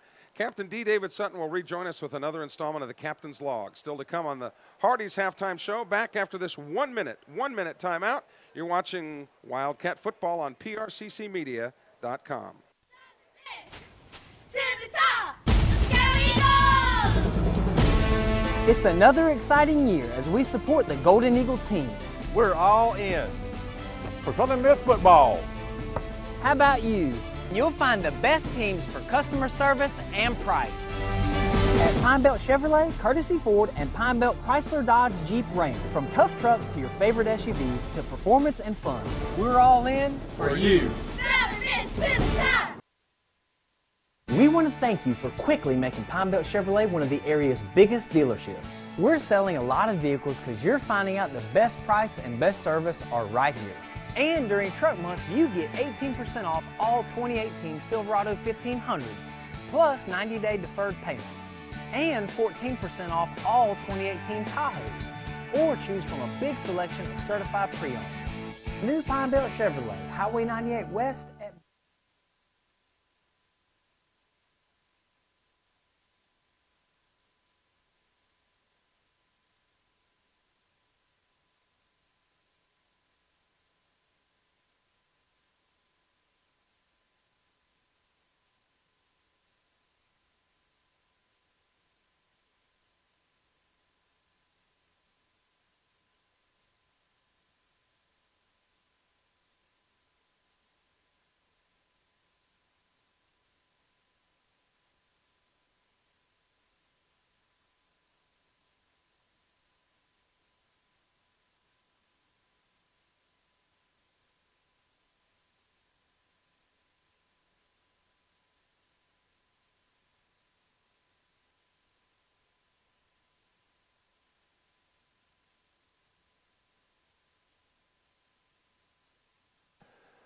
Back in Wesson tonight, the Spirit of the River getting ready to perform along with the String of Pearls. Unfortunately, the football game, it's been all Wolves, 42-0 here at the halftime break. And again, Co-Lin will get the football to begin the second half of play. The Hardee's halftime show brought to you by Hardee's in Poplarville, home of the new Fruit Loop Donuts. If you haven't heard of them or tasted them before, they're just like the breakfast cereal, only they're in donut form. They're all the rage across the country. So again, if you love Fruit Loops breakfast cereal, you're going to love the new Fruit Loops Donuts, available to you now at Hardee's in Poplarville. And don't forget, with your student or faculty ID, you get a discount every single day. Hardee's, proud to support Pearl River Wildcat activities, Pearl River music, and Pearl River football. Hardee's in Poplarville. As you see the band perform, talking with Assistant Athletic Director and Women's Basketball Coach Welcome to the field, the Spirit of the River. Scotty Fletcher. 2018 show entitled Cool, featuring music from the band Co-Lin the Gang. Opening tonight with the hit, Emergency. I was going to wait until the PA announcer got to say what he wanted to say, because the speaker is right here, above our head. But good to see you, friend. Good to see you, sir. It's hard to believe that in, 2 or 3 weeks, the teams at Pearl River hit the hardwood.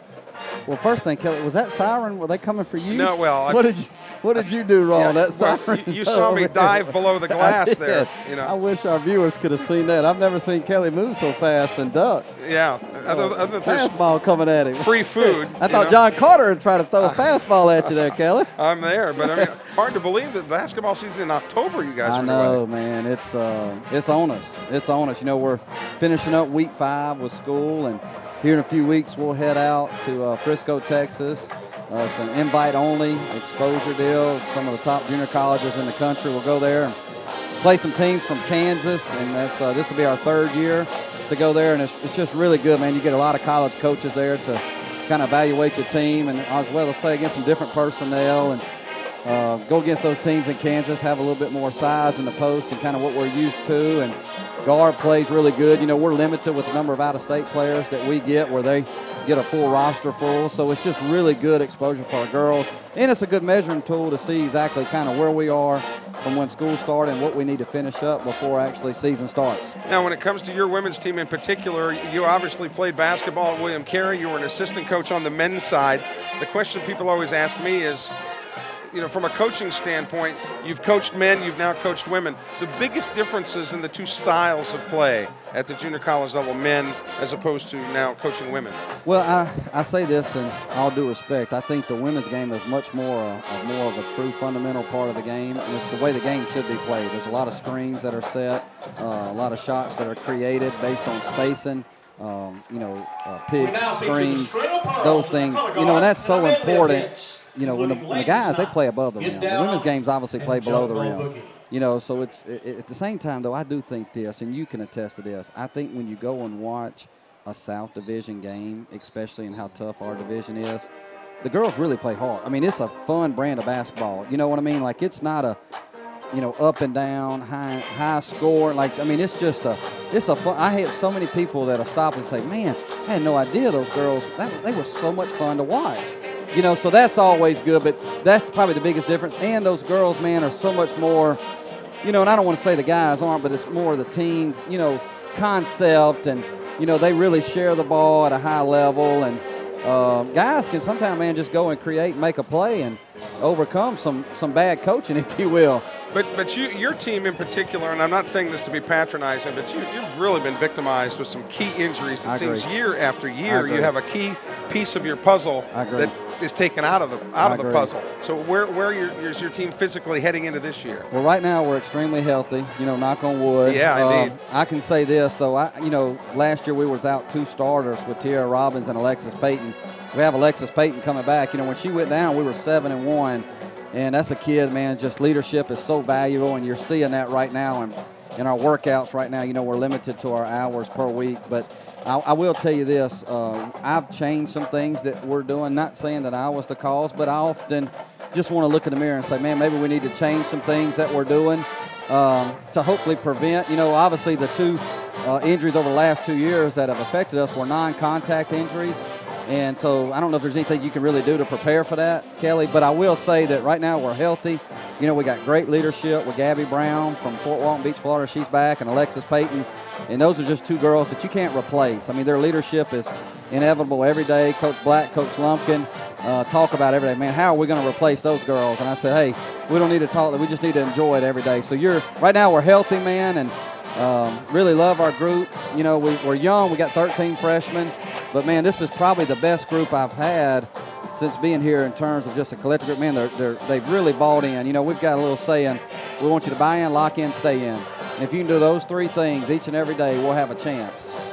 The Pearl River Marching Band is performing their tribute to Co-Lin the gang along with the Color Guard and the String of Pearls. This is the largest band ever to head to the field at wearing Pearl River colors, the largest edition of the Spirit of the River ever, and doing a great job here tonight as always. And they do a great job, and you can hear them right here in the background as they continue their salute to Co-Lin the gang. Continuing our discussion here on the Hardee's Halftime Show with Assistant Athletic Director Scotty Fletcher. And let's put that hat on now, Scotty. Okay. I dare say that in the history of the school, never has so much happened between academic years from last spring to this fall when it comes to athletics at Pearl River, facilities, etc. Fill in some of the blanks for us. Well, I think you got to give, you know, even from when I was a student here back in the early 2000s, how much campus has evolved. But when you look at the last, 2 years and last year, man, I think you got to give a lot of credit to Dr. Brewerwood, our previous president, Dr. Lewis, and now our athletic director, Jeff Long. I mean, those guys are moving at such a fast pace, and they don't show any signs of slowing down. I mean, just some things that they've done, and I know everybody knows this, or if not, I'm going to share this, but, the addition to our, the field right behind the Coliseum, they've converted that into a band practice field. I mean, and it's so beautiful. You got these brick columns, this black iron gate that surrounds it. It's just such a, eye-opener. Then you go down to the soccer complex, and, man, they've got a new, dressing room and facility down there that's just awesome. Then baseball with the turf and the additions there to their grandstand. And, I mean, when you just look around at other buildings and things that are going on, man, I just think, I'm a small piece of the puzzle. And I mean very small. Nobody probably even knows I exist, Kelly. But, Scotty, you're getting bigger. Yeah. For me to say anything. Yeah. Well, it's, hey. I never met a buffet I didn't like. Yeah, right? But I'm kidding. No. But Jeff Long, man, all right, he's been exceptional. He's hands-on. He's visible every day, and man, he cares so much. I mean, we have staff meetings, man. He lays out the expectations for us and the student athletes that him and Dr. Brewerwood meet on constantly that they want us to bring in. So when you're working hand in hand with Dr. Brewerwood and Coach Long, man, and those two guys have such a vision for the school as a whole, but also with their background in athletics, that they know how important it is for us to continue to build, and be able to compete from an athletic standpoint. And when you talk to other people who are familiar with the toughest league in America, the MACJC, they will tell you from a basketball standpoint, there is no facility that will parallel the white Coliseum on the campus at Pearl River. And I've always said that basketball nights at the White are a lot of fun, and if people have missed out up to this point, they have definitely missed out. That's correct. Well, I'll say this, we have a guy, it's you, Kelly, that does our, PA for that and gives our students involved in the crowd. I mean, our baseball and soccer and softball and football, the coaches do a really good job of having them come to the game, so they really take on that six-man role, if you will. But you're right, and I want this to be known. For the student athletes out there that are not aware of how nice our campus is, our dorms, the living situations, and, of course, our facilities, we've got an NBA-style locker room. We've got our own weight room. There's 52 flat-screen smart TVs throughout our facility. Our coaches, like our gym, it seats 4,500. The accessibility that our student athletes have to that is unmatched. So there's no reason, and I say this ungarnished, there's no reason why our women's basketball program should not be successful like our men's. And that's what we're really making a push. And we've made a lot of growth over the last 3 years. We've improved our win total, 4 wins over the last 3 years. And I feel like, man, if we can continue to get those student athletes on campus, to see our campus, to see our facilities, to see our dorms, and then to meet our coaching staff and our players, Along with our leadership, man, how could you say no to that, Kelly? No, but again, you got your team in particular just been snake bit with injuries. I mean, No, it's absolutely. been uncanny how you're right there, and then boom, here goes a knee that's in a player. So hopefully this is going to be the year everything falls, because you've certainly waited your turn as far as your share of injuries. Scotty, continued success. Yes, a native of Pendle, Mississippi, Scotty Fletcher, a PRC alum, coached some men's basketball at William Carey. Now the women's basketball coach and associate athletic director at Pearl River. The Spirit of the River is exiting, and the Co-Lin band getting ready to take the field for its performance. We'll take a timeout here on the Hardy's halftime show, and when we come back after this 2-minute break, Captain D. David Sutton will rejoin us with an installment of the Captain's Log. And it looked he might be in for a long session here, as unfortunately the Wolves lead this one 42-0 halftime at Wesson. You're watching PRCC Wildcat football on prccmedia.com. It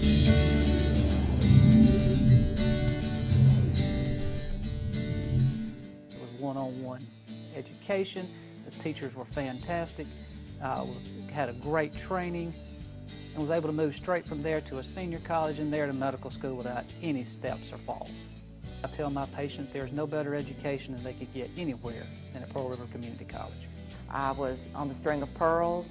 I had several friends that I made lifelong throughout the 2 years that I was there. I ended up majoring in medical technology and just loved everything about Pearl River.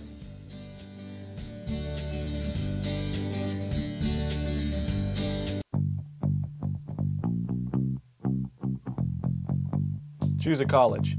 Go online. Apply for college. Go to class. Keep fit. Go skydiving. Scratch that. Meet new friends. Grab a power lunch. Take a break. Study, study, study. Sleep. Wake up. Take a test. Graduate. Get a job.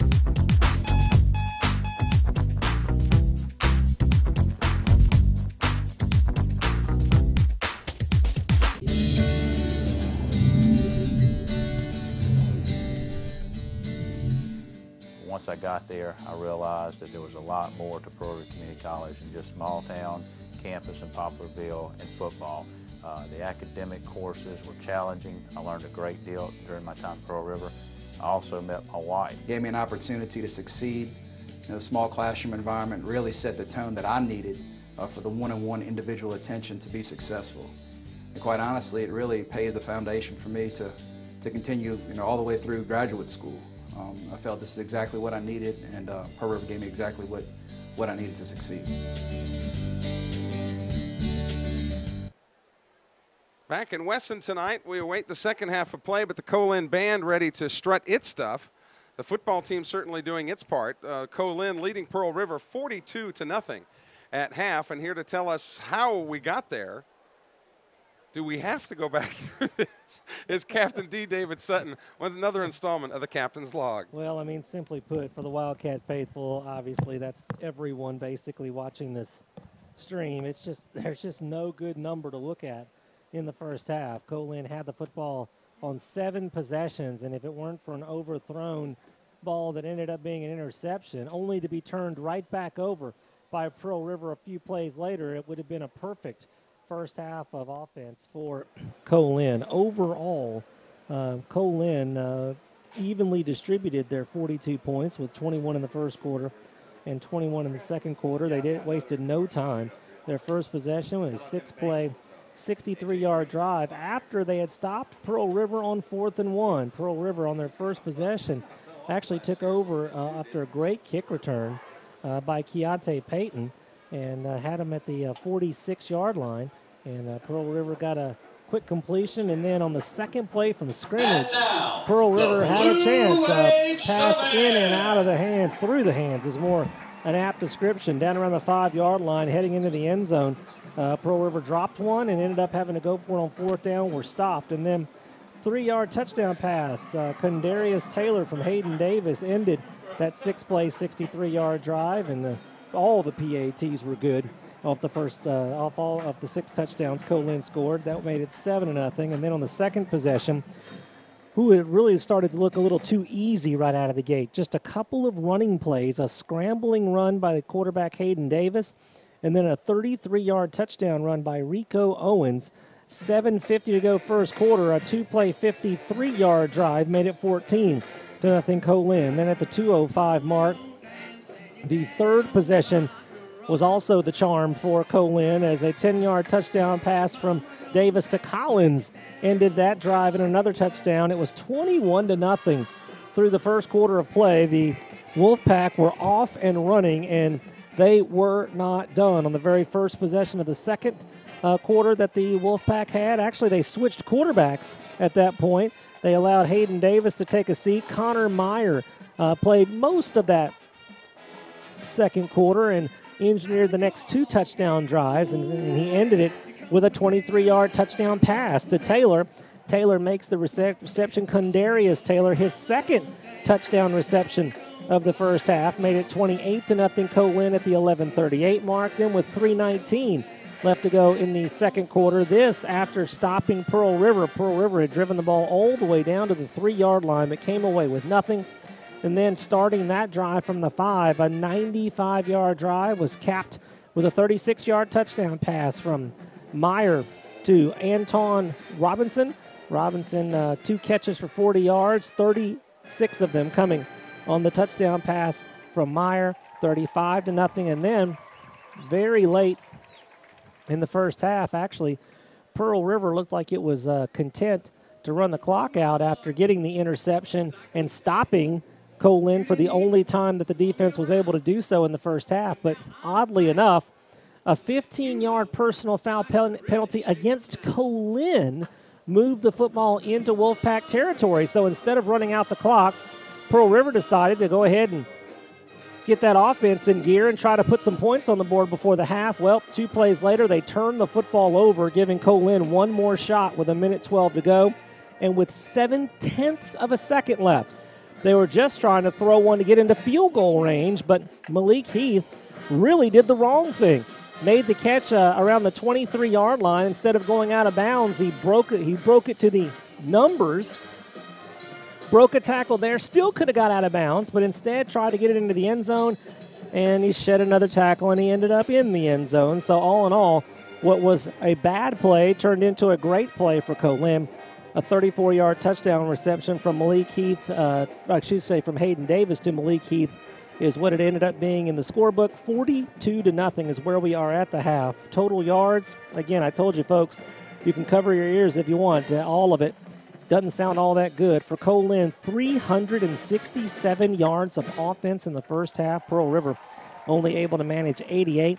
For Co-Lin, it was almost evenly distributed, 170 on the ground, 197 through the air, while Pearl Rivers came 42 on the ground and 46 via the pass. For Pearl River, the individual statistics, Cooper Callis, 7 of 16 in the first half for 46 yards. No interceptions were thrown. In fact, the only turnover was on the fumble by Tavis Williams. Running the football, just Ron Thompson, 6 carries for 31 yards, leads the way. It leaves him just a yard short of the 300-yard mark for the season. Ron came into the night's game as the leading rusher in all of Mississippi Junior College football. Receiving-wise, Ron Thompson leading the way there. Also, just 1 catch. It was off a nice screen pattern, actually, and it went for 21 yards on the reception. So Thompson, overall, 52 total yards, and actually he's got 52 of the 88 total yards for Pearl River. When you look at Co-Lin, of course, they've got all kinds of statistics that are positive for the Wolfpack.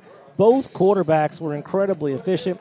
Hayden Davis, 9 of 12 for 100 yards, 3 touchdowns. He did throw a pick. It was the only mistake of the entire first half for Co-Lin. But again, Hayden Davis, the starting quarterback, 9 of 12 for 100, 3 touchdowns and interception. Connor Meyer, the backup, came in 6 of 8 for 97 yards and 2 scores. That's about as efficient as you can possibly be. Deion Dampier and Rico Owens led the way running the football. Rico, 4 carries is all he needed to get 70 yards and a touchdown. His second touchdown of the season, the only rushing touchdown of the first half. And Dampier was 7 carries for 59 yards. And then receiving, a half a dozen different people have made catches for Co-Lin, and in fact, 5 of those 6 have multiple receptions on the night. Spread out pretty evenly. Malik Heath with that incredible catch and run at the end of the half ends up with 4 catches for 56 yards and a touchdown. DeMarte Collins has 4 receptions for 38 and a score. And Twan Robinson, a couple of catches himself for 40 and a score. And Condarius Taylor came into tonight's contest with 2 catches on the season through 2 games for only 7 yards. Well, he doubled his catch amount, and he made the most of both of them. 2 catches, both of them ending up in touchdown receptions, 26 yards total receiving. But again, both of them touchdowns, a 4-yarder and a 22-yarder. Again, we are at the half, and it's all Co-Lin. 42-0 is the score. We'll take a 2-minute timeout, and we'll be back with the second half kickoff for you here on PRCCmedia.com.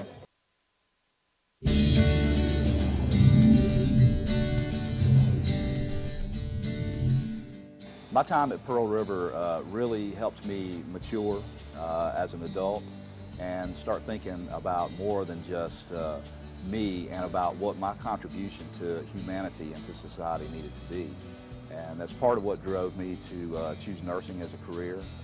Loved it here. Some of the best friends I have today I met here while living on campus at Pearl River. Went to work right when I graduated from Pearl River Nursing Program at Forest General, and I have been there for 35 years, and I feel like my education prepared me for my career in the healthcare profession.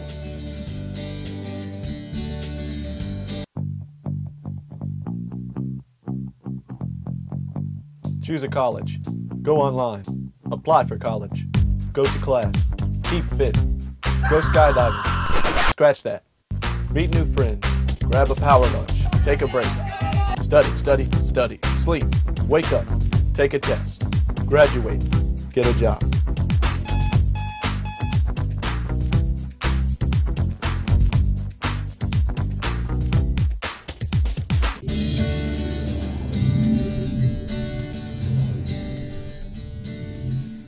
Two best years of my life as far as college goes. Met a lot of great friends that are still friends today.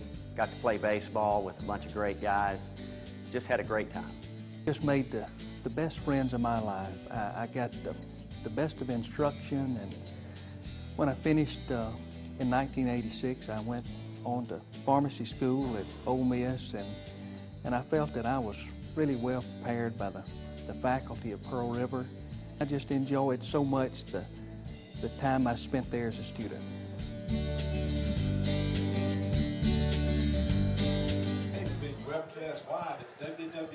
Back in Wesson tonight, getting ready for the second half of play. With producer Mark Franklin, I'm Kelly Sanner, along with Captain D. David Sutton. Wish the news was better tonight. And Pearl River will even have to kick off to begin the second half of play, but let's get you up to date while we can on the Anderson Design Center scoreboard. Other scores from around the MACJC in the third quarter. Number 5 in the country Northwest, 35, Delta 16. In the third quarter, probably the spotlight game of the night happening down in Perkinston, 18th ranked Gulf Coast 34, 15th ranked Holmes 7. At halftime, up at Hines tonight, 16th ranked Jones 14, Hines 14. The Eagles had a 14-0 lead at one point. In the third quarter, in Summit, East Central leading Southwest 21-7. East Central 21, Southwest 7. That's in the third. At halftime, number 1 East Mississippi with 42 points in the first half against Itawamba's 19. And on their first possession, Kelly, they scored again. It's now 49-19 as they are on their way to another 60 to 70 point performance. And Coahoma was thinking of an upset, and it could still happen, but in the third, Northeast leading Coahoma 17-12. All of our scores brought to you by our friends at Anderson Design Center off of Highway 98 near Oak Grove Optimus Park in Oak Grove. Alan Anderson, a Wildcat. And our halftime show brought to you by Hardee's in Poplarville, proud to support Wildcat athletics and academic programs. Don't forget that student ID and faculty ID for a discount every day, and those Fruit Loop donuts, a new popular item that's being offered on the breakfast menu. Big hole up the middle on the return for the Wolves. Breaking free is DeMarte Collins, and he will race out of bounds, and we had a late hit This will cost Co-Lin 15 yards as one of the Wildcats got hit out of bounds.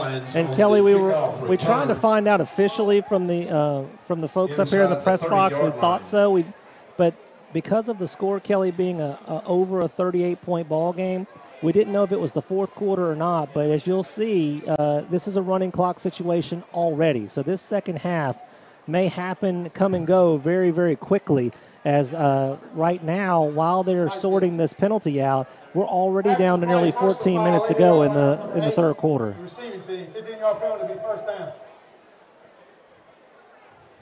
And getting the penalty was Kendarius Taylor, the freshman wide receiver out of Memphis. We have now crossed Ridgeway. the 200-yard threshold in penalty yards tonight.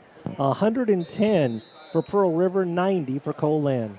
So the Wolves have it. Again, a running clock. So even on pass completions, things like that, or pass incompletions, the clock will continue to run as long as the Wolves maintain a 38-point lead. First and goal for the Wolves. A little down out. Great pass, actually thrown behind him. A great reception, rather, by Antoine Robinson, the freshman wide receiver out of Canton High School, where he was a Tiger. A gain of 5 yards on the play. It'll be second down and 5 for the Wolves. Antoine Robinson. And one of the Wildcats looks like he's got a cramp. Janarius Johnson, the sensational freshman tackle out of Gulfport High School. He had to kind of hobble off the field. Looks like a victim of cramps. Second down, actually a gain of 7 on that play. Second down and 3 upcoming. First possession of the second half here in Wesson tonight. Give and go, right straight ahead, and nowhere to go. Being dropped in the back. Terrence Monroe, the big freshman defensive lineman out of Petal, Mississippi, made life very difficult for Rico Owens, who got no gain on the play. It'll be third down and 7 upcoming. And Rico Owens had nothing but room to run in the first half. 4 carries for 70 yards. And on the captain's log, David, did the Wolves punt in the first half? No, they had 6 touchdowns and then the interception. Okay. So the punter is yet to be seen tonight. Getting an unemployment check. Maybe this will be the first time that it'll be used tonight. Owens on the handoff, getting through. It'll depend on the spot here. Wildcats hit him at the line of scrimmage, but he was able to wiggle his way forward. Redante Womack, the freshman out of Jeff Davis. Wow, that was awfully close, Kelly, and the line judge just went ahead and waved it through. I'm not saying it wasn't a first down, but at least let the ball be placed down before you move the chains. The Wolves lead at 42-0, and even though you're in the third quarter and with a running clock situation, it's not like the Wolves will put their foot off the gas pedal, but you would expect that most of the mileage will be gained on the ground. First and 10, and the handoff to Owens. Owens looking for some blockers, cuts it back up the middle, a penalty flag down on the far side of the line. Most likely a hold or an illegal block on the part of the Wolves. Volunteer stop is made by block below the waist, so that'll come back. But, in this first possession, Kelly, wouldn't be surprised and not surprised to see them just to kind of keep things normal, for them to come out and run their regular offense, try to get some points on the board in this first possession. But I would imagine you'll see a lot of reeling it in after this as far as Co-Lin is concerned, especially if they get any points on the board whatsoever. But when you're in a running clock situation, simply put, there's not a whole lot that the trailing team can do, because even if they score, you're already nearly 5 minutes into the second half here as the clock continues to run even during penalty markers. And I know that you could say that this is sour grapes after the way East Mississippi played last week at Pearl River, but even with a 42-0 lead like East Mississippi, they'll tell you, we don't care if it's 42. If we've got the ball, we're going to try to score. That's true. Running clock or not. If we put up 80 points, don't blame us, blame your defense. That's kind of been their attitude. So rolling to his left and has a reception down at the 35-yard line. Being thrown out of bounds is the receiver Del Thigpen, the freshman wide receiver out of Wesson, right here in town. And the fans here thought he might have gotten taken out by his face mask, but he was spun around, got a lot of the yardage back, but still has 9 yards to go on second down and 9. Luter out of Oak Grove High School on the tackle for Pearl River. Second down and 9. At the controls is Hayden Davis, the sophomore quarterback out of Madison Ridgeland Academy. Another run. This time it's Rico Owens. Rico out of Greenwood High School up in the Delta. Owens, the ball carrier. Stayed in bounds, but I don't think you might not even realize that you don't have to go. I mean, you can still go out of bounds and have the clock continue to run. It's not going to stop now. Is that this drive is a 5.5-minute drive. This is really going to look good on your time of possession. I'll tell you that much, because they still keep up with those statistics. But this drive has only netted, I believe, 1 first down, if I'm not mistaken. Penalty, and then it's nearly back. 6 minutes in. Third down, swing pass out into the right to Owens. Owens gets another first down, bounces off of one of the Wildcats, and is escorted out of bounds on the far sideline by Darrell Sims, the freshman linebacker out of Jefferson Davis County High School. And again, you see where even though he was taken out of bounds, the clock continues to run with 8:55 left to go in the third quarter. And remember, the River Cats haven't even had the football here in the third quarter. It's all been with a running clock, albeit. But the Wolves have the football at the 24-yard line of Pearl River. Another fresh set of downs from the far hash mark. The Wolves working right to left, or in this layout, north to south. Going for the end zone, looking for a receiver. Open and into the hands. That is a touchdown. Antoine Robinson, the freshman out of Canton. Davis's pass to. Is there a flag down? Penalty flag down, and it'll be interesting to see. I believe it's going to go against Pearl River right here, as they were, yeah.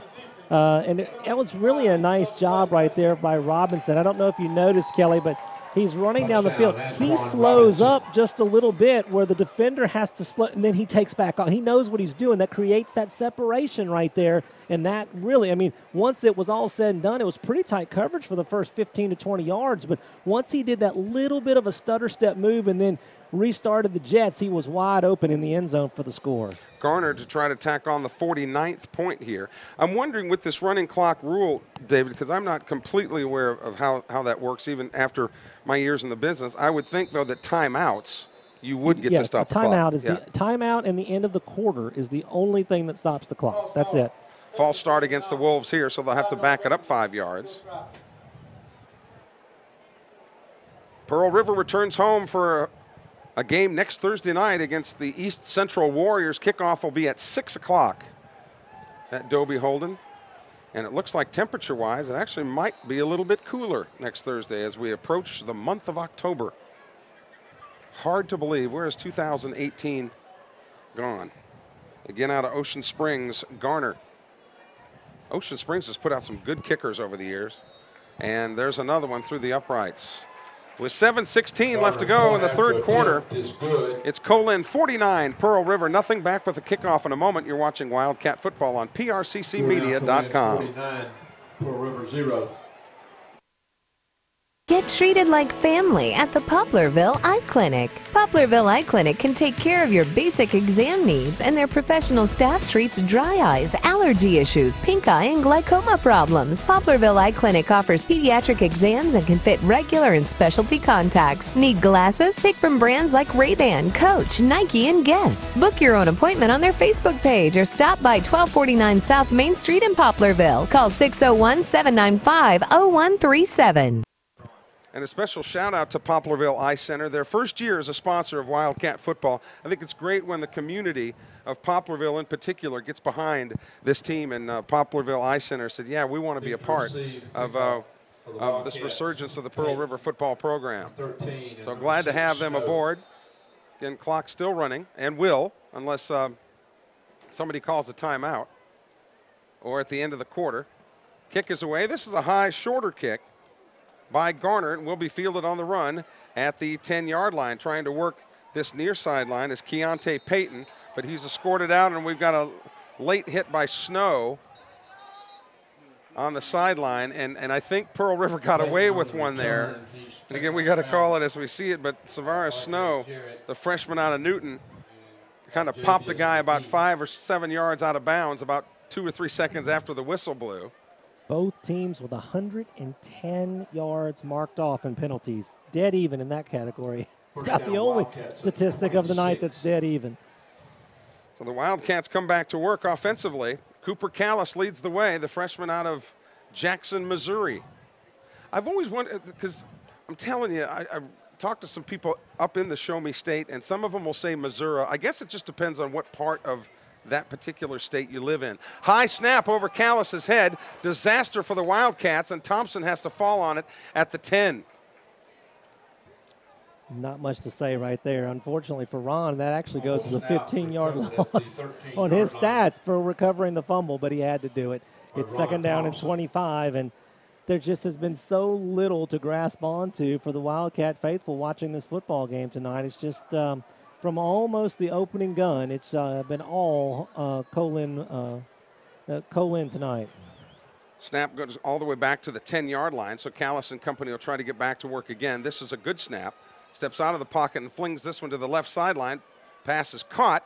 Nice spin move and getting away from 2 or 3 blockers, but then immediately taken down at about the 28-yard line. Nice pass reception on that far sideline for the Wildcats. That's Juan Nelson, the freshman out of Laurel.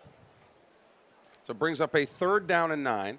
Clock still running with 4:07 left to go in the third quarter. 49-0. It has been all Co-Lin tonight here in Wesson, a place, as we mentioned in the Pawpaws, Campers, and Cars pregame show, that Pearl River has traditionally played well in. Not tonight. There's a low pass that is caught by Thompson, but immediately wrestled out of bounds by Jacoby Richards, the sophomore defensive back out of Cleveland Eastside High School. And again, even if you go out of bounds, it does not stop the clock here with this running clock situation. And any team with a 38-point lead, once the lead is 38 points either way, the clock will run until another team can get inside that 35-point threshold. That is a way of protecting players so that a game where the outcome is not in jeopardy, that nobody could play unnecessary downs or whatever, and a potential for getting hurt. Pearl River only has 10. Well, there they come. I was going to say they only have 10 players on the field, but there's number 11 making it on just before the play clock expires. Joseph Daniels coming on to help. The kick is away, and the Wolves won't even try to return it. It crossed the out-of-bounds line somewhere up around the 45, and the referee still coming across midfield, and the Wolves will have a short field at about the 48-yard line. Reminds me of the mountain climber game on Price is Right. Remember the one where they yodel? When you see him walking, it's like, where's he going to stop? He's at the 40, the 45. He actually goes all the way across the 50. And I thought I was old, but Bob Barker's still around, isn't he? Isn't he? I think he is. They bring him out every now and then, and I'm telling you, if he had to come out of the bullpen to host a show or two, I still think he's got one in him. He was the best. He was the best. Bob Barker probably in his early 90s now. 1st and 10 for the Wolves. Again, keeping it on the ground and weaving his way through traffic, getting up ahead for about a 6-yard gain. On carry, J.J. Jernigan. Jernigan getting his 3rd or 4th carry of the night as we get inside 2 minutes left to go here in the third quarter. A gain of 3 on the play brings up a 2nd down and 7. Be very surprised if they go to the air again in the ball game. They got their touchdown. Actually, that spread it out where even if Pearl River were to have scored any points, it still would have been a running clock because it would be over 38 points. I think, as you see now, they're going to let that play clock get down as far as they possibly can, run as few plays as they possibly can because they don't want anybody to get hurt unnecessarily, and go ahead and take the win and move on to next week. Hand off again up the middle. Again, getting some yardage and some mileage out of J.J. Jernigan, the freshman running back out of Amory High School. 1-yard line. That's another pickup of about 3, and it'll bring up a 3rd down and 3 as we near 1 minute left to go here in this running clock third quarter. Co-Lin ahead of Pearl River 49-0 in a key South Division matchup. Remember, Pearl River will still have to play Jones and Gulf Coast, 2 nationally ranked teams, although both of those games will be at Dobie Holden Stadium. 3rd down and about 3 from the near hash mark. The Wolves trying to do some fine-tuning here. And the freshman quarterback is in there again now for the Wolves. That's Connor Meyer. And he hands off straight ahead for 1st down yardage. And a late flag comes in on Jernigan's 1st down run. This looks like it's going to be a personal foul against somebody. Well, Kelly, had they actually started the play clock, it would have been very close where Co-Lin might have had to run a play again, but obviously with the running clock, this will be the final play of the third quarter. We'll just have to figure out what the penalty is. Plays a first down. After the play, unsportsmanlike conduct, 21 on the defense, 73 on the offense. Those penalties offset. First down. So is that the 7th or 8th personal foul? They're offsetting, so Right. theoretically it's not in the books, but the number's pretty high, and thankfully 15 minutes about from now, this starting to get a little sloppy, Kelly, and you just kind of want to, I hate to say it, but you just kind of want to get these last 15 minutes over with and kind of put this game behind you and move on to next week. Back with the fourth quarter in a moment. It's Co-Lin 49, Pearl River nothing. You're watching Wildcat Football on PRCCmedia.com. Get treated like family at the Poplarville Eye Clinic. Poplarville Eye Clinic can take care of your basic exam needs, and their professional staff treats dry eyes, allergy issues, pink eye, and glaucoma problems. Poplarville Eye Clinic offers pediatric exams and can fit regular and specialty contacts. Need glasses? Pick from brands like Ray-Ban, Coach, Nike, and Guess. Book your own appointment on their Facebook page or stop by 1249 South Main Street in Poplarville. Call 601-795-0137.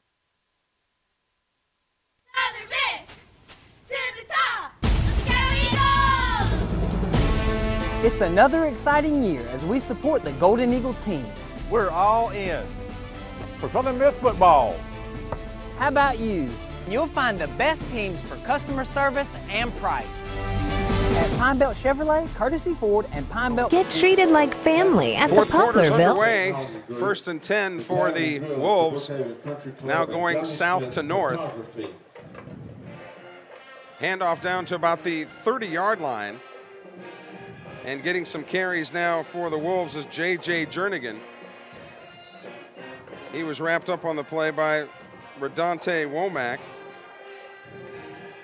Gain of about 6, brings up a 2nd down and 4. We also want to thank Ramey's Supermarkets for their support. Boy, that beautiful new Ramey's facility right across from campus at Pearl River in College Square, I think is the name of that shopping center. Kelly, I was talking with Thomas this morning at the corporate office of Ramey's, and they cannot be any happier.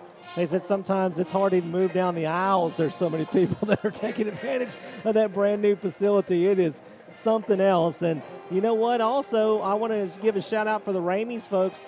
For those that don't know, Pine Belt Ford that moved to Hattiesburg, to the Bellevue area, Ramey's Motors, which is owned by Ramey's, took over the old Pine Belt location, so they've got that place back. That's great for the Purvis economy, too, to get that facility back up and running. So it was a win-win.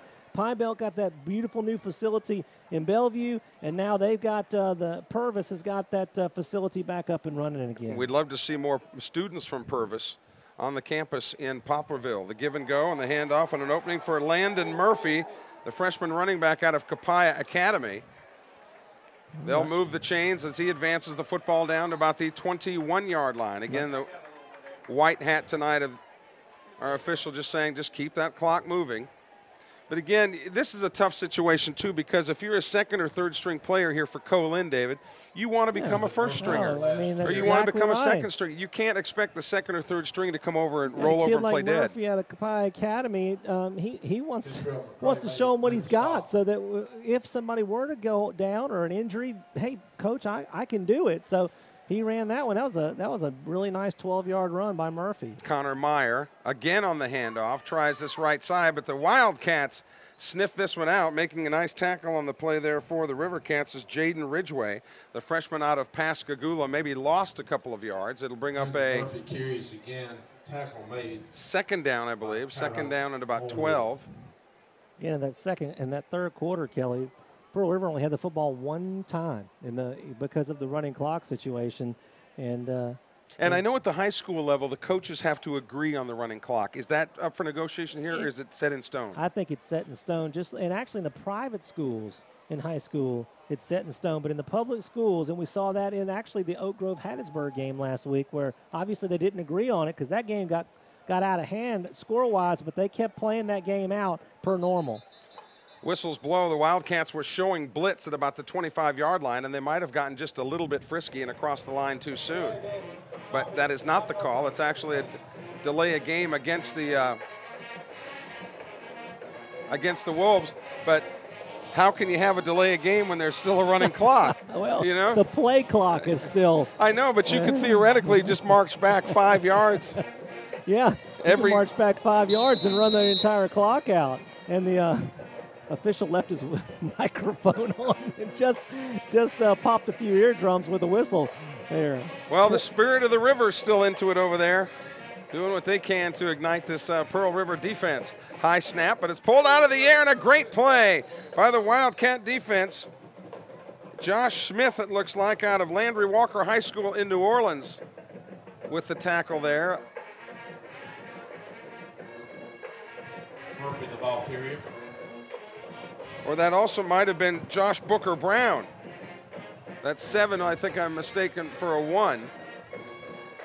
11:08 left to go in this one. 49-0. Co-Lin over Pearl River, 49-0. And the Wolfpack have a 3rd down and about 17 or 18 to go. 3rd and 18, but again, there wouldn't be any reason why they wouldn't go for it on 4th down. Rolling to his left is Connor Meyer. The pass is caught up ahead to about the 20-yard line. That's Jalen Browder, the sophomore wide receiver out of Dallas, Georgia. And another Wolfpack player is down on the far side. Tripped up out of bounds. Now, in this situation, they will stop the clock with an injury, and you hope that it's still muggy. I mean, the temperatures might not be as hot as it's been, but it's still pretty muggy outside. You know, as time goes on, one of my favorite holidays, if you will, is Halloween, not because of Halloween, but because there's usually a pretty good chance we're going to get some colder temperatures, you know, by about the 15th of October. I thought you were going the candy route there. Well, no, again, I've never met a candy bar I didn't like either. Somebody asked me if I was going out to the bars. I said, yeah, Three Musketeers, Butterfingers. Yeah, you got it. I'll be here all week. Don't forget to tip your waiters and waitresses. I tell you what, if you combine the two quarterbacks for Co-Lin, Kelly, I don't know how that quarterback rating actually works, but I would imagine this is about as close to perfect. That 153.7 or whatever it is. Whatever Fitzpatrick had against the Saints last. Co-Lin's quarterbacks, Kelly, 20 of 25 for 262 and 6 touchdowns, 6 passing touchdowns. Only the 1 interception truly is the only blemish on that entire stat line. Almost Andy Dalton-esque, the way that he's throwing the football tonight. Got to get a little practice for the field goal kicker, it looks like. Co-Lin, the injured player, was Jalen Browder, but he is off under his own power. And they are going to try a 40-yard field goal here by Ashton Garner. He's made every extra point so far here tonight. And guess what? A penalty flag is down. Well, it's going to make this a little bit tougher of a field goal for Garner, as they're going to move it back 5 yards. Co-Lin, a dozen penalties for 120. You know, the coaching staff was going to have to dig really deep to find something to get on their players about this week.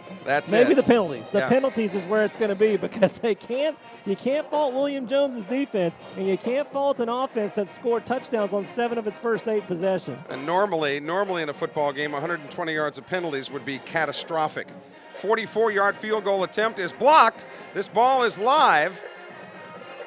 The Wildcats are going to get it anyway at the 40-yard line, and covering it up for the good guys is Kentrell McCrae, the freshman defensive back out of Stone High School. Well, a good special teams play right there, and you never know, that extra 5 yards, that penalty, you say, well, that didn't make that much of a difference. I tell you, once you get back to 45 and 50 yards, you've got to kick it low.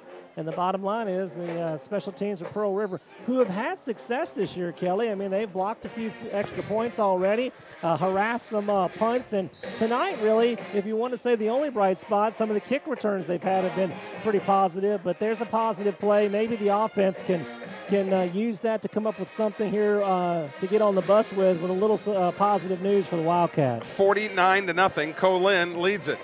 Tavis Williams at quarterback, wants to throw, can't find anybody open. Williams is wrapped up, does pull the trigger at the last minute up at the 50-yard line. It's a great catch up there at the 50. Making the grab along those sidelines for the Wildcats is Keontae Payton, the sophomore out of Brandon High School. And boy, does Brandon have a big game Friday night. They play Northwest Rankin. The Cougars and Brandon locking horns this coming Friday night. Northwest Rankin may be a team that's going to factor in the 6A playoffs. There's the zone read. Right straight ahead for Tavis Williams. Gain of about 12. That'll move the chains. The Wildcats have it at the 43-yard line of the Wolves. And look, make no mistake, William Jones wants this goose egg. William Jones, the former head coach at Pearl River, now the defensive coordinator for Co-Lin, would love to have this shutout. Pass is incomplete at the 33-yard line, having to come back to get it. And it was just thrown too low was Keontae Payton. That completion a moment ago by Tavis Williams, his first as a Wildcat. Tavis out of the high school, Harrison Central, that Chase Crosby, the terrific linebacker the last couple years at Pearl River, went to. Both played under Coach Casey Kane. Again, the zone read. The quarterback runs it himself. Tavis down to about the 36-yard line, a gain of about 7. 6 minutes, 53 seconds left to go in the ball game. 49-0. It has been all Co-Lin from the beginning of this ball game. Pearl River showed some flashes in that very first drive of the game that eventually stalled in Co-Lin's end of the field. But ever since then, the Wolves have been nearly perfect. Tavis Williams on the give and go. The handoff up the middle to T.J. Wash. First carry of the night for the freshman out of Scott Central High School. And that'll move the chains. So Wash, a first down carry to the 32-yard line. Handoff with the T.J. Wash. His third carry of the season. Stop was made by William Holmes. Also in the backfield now is Donovan Hickman, the sophomore tight end out of Union.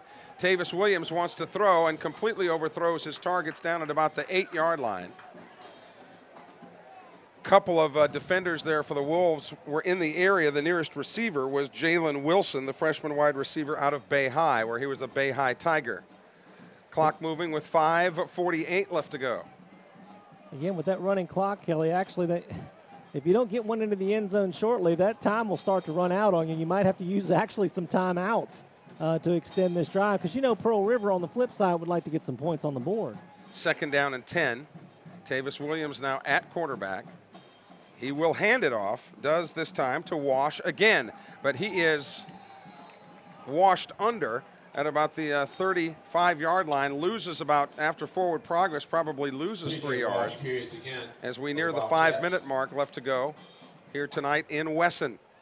Pearl River returns home next Thursday night in a schedule this year that is home heavy.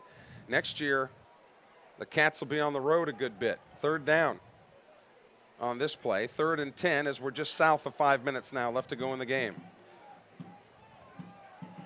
Under trouble. Tavis Williams gets out of the pocket, wants to run this one himself. Cuts it inside. Nice running by Tavis Williams. Ducks his head at about the 21-yard line, and that's good enough for a 1st down. He was tackled on the play by T.J. Campbell, the sophomore linebacker out of South Haven. So that'll move the chains. The Wildcats a 1st down at the 22-yard line. Clock running with 4:28 left to go in the ball game. Co-Lin leading 49-0. Hand off to Ron Thompson, and he was hit in the backfield and dropped. This defensive front for Co-Lin has been every bit as good as advertised. That's Sherman Mitchell, the 6'2", 315-pounder, a freshman out of Jackson Wingfield. And 3 cheers for Jim Hill High School in Jackson. They won a game last week, snapping like a 28-game losing streak. So Jim Hill. It's tough to win, though, when you're one guy. Yeah, Jim Hill, he'd even be maybe lose against William and Mary, 2 people. There's a handoff as a penalty marker comes down. Williams is able to wrestle his way back to the line of scrimmage, but a penalty flag down. It's a great trivia question. You know, everybody, I think, knows that the University of Virginia is the oldest university, established university in the U.S. The 2nd oldest is William and Mary. Really? It is a holding penalty against the Wildcats. And even during penalties, the clock doesn't stop. So all this is doing is chewing up Pearl River's time with the football. 3:12 left to go. 2nd down and about 22 for the River Cats, who at this point can't wait to get back to Pop Vegas. Maybe a trip to the Big K and a couple of Roo Dogs at about midnight tonight might hit the spot. 2:55 left to go in the ball game. That got a reaction from the crew here. Oh, man, if you haven't had a Roo Dog, baby, you haven't lived. Handoff on the sweep to the far side of the field. That's Juan Nelson. Nelson doing a good job weaving his way in and out of traffic. Got a good chunk of the yardage back. It's a pickup of about 10 yards, so they'll have about 12 yards left to go on third down. And as David talked about, this is something that Pearl River, it's going to be 4-down territory either way. They want to get that 0 off the scoreboard. 2:22 left to go. Wildcats working in a hurry up here. Williams to the near side, sets his feet, throws across the middle. This ball is tipped and nearly intercepted. The intended receiver was Keontae Payton. Sitting back there in a soft zone, almost picking it off, was Jalen Ware, the defensive back out of Starkville. Boy, that's the old Cardinal sin. You're rolling one way and then you stop and throw it back across the field over the middle. That is dangerous territory.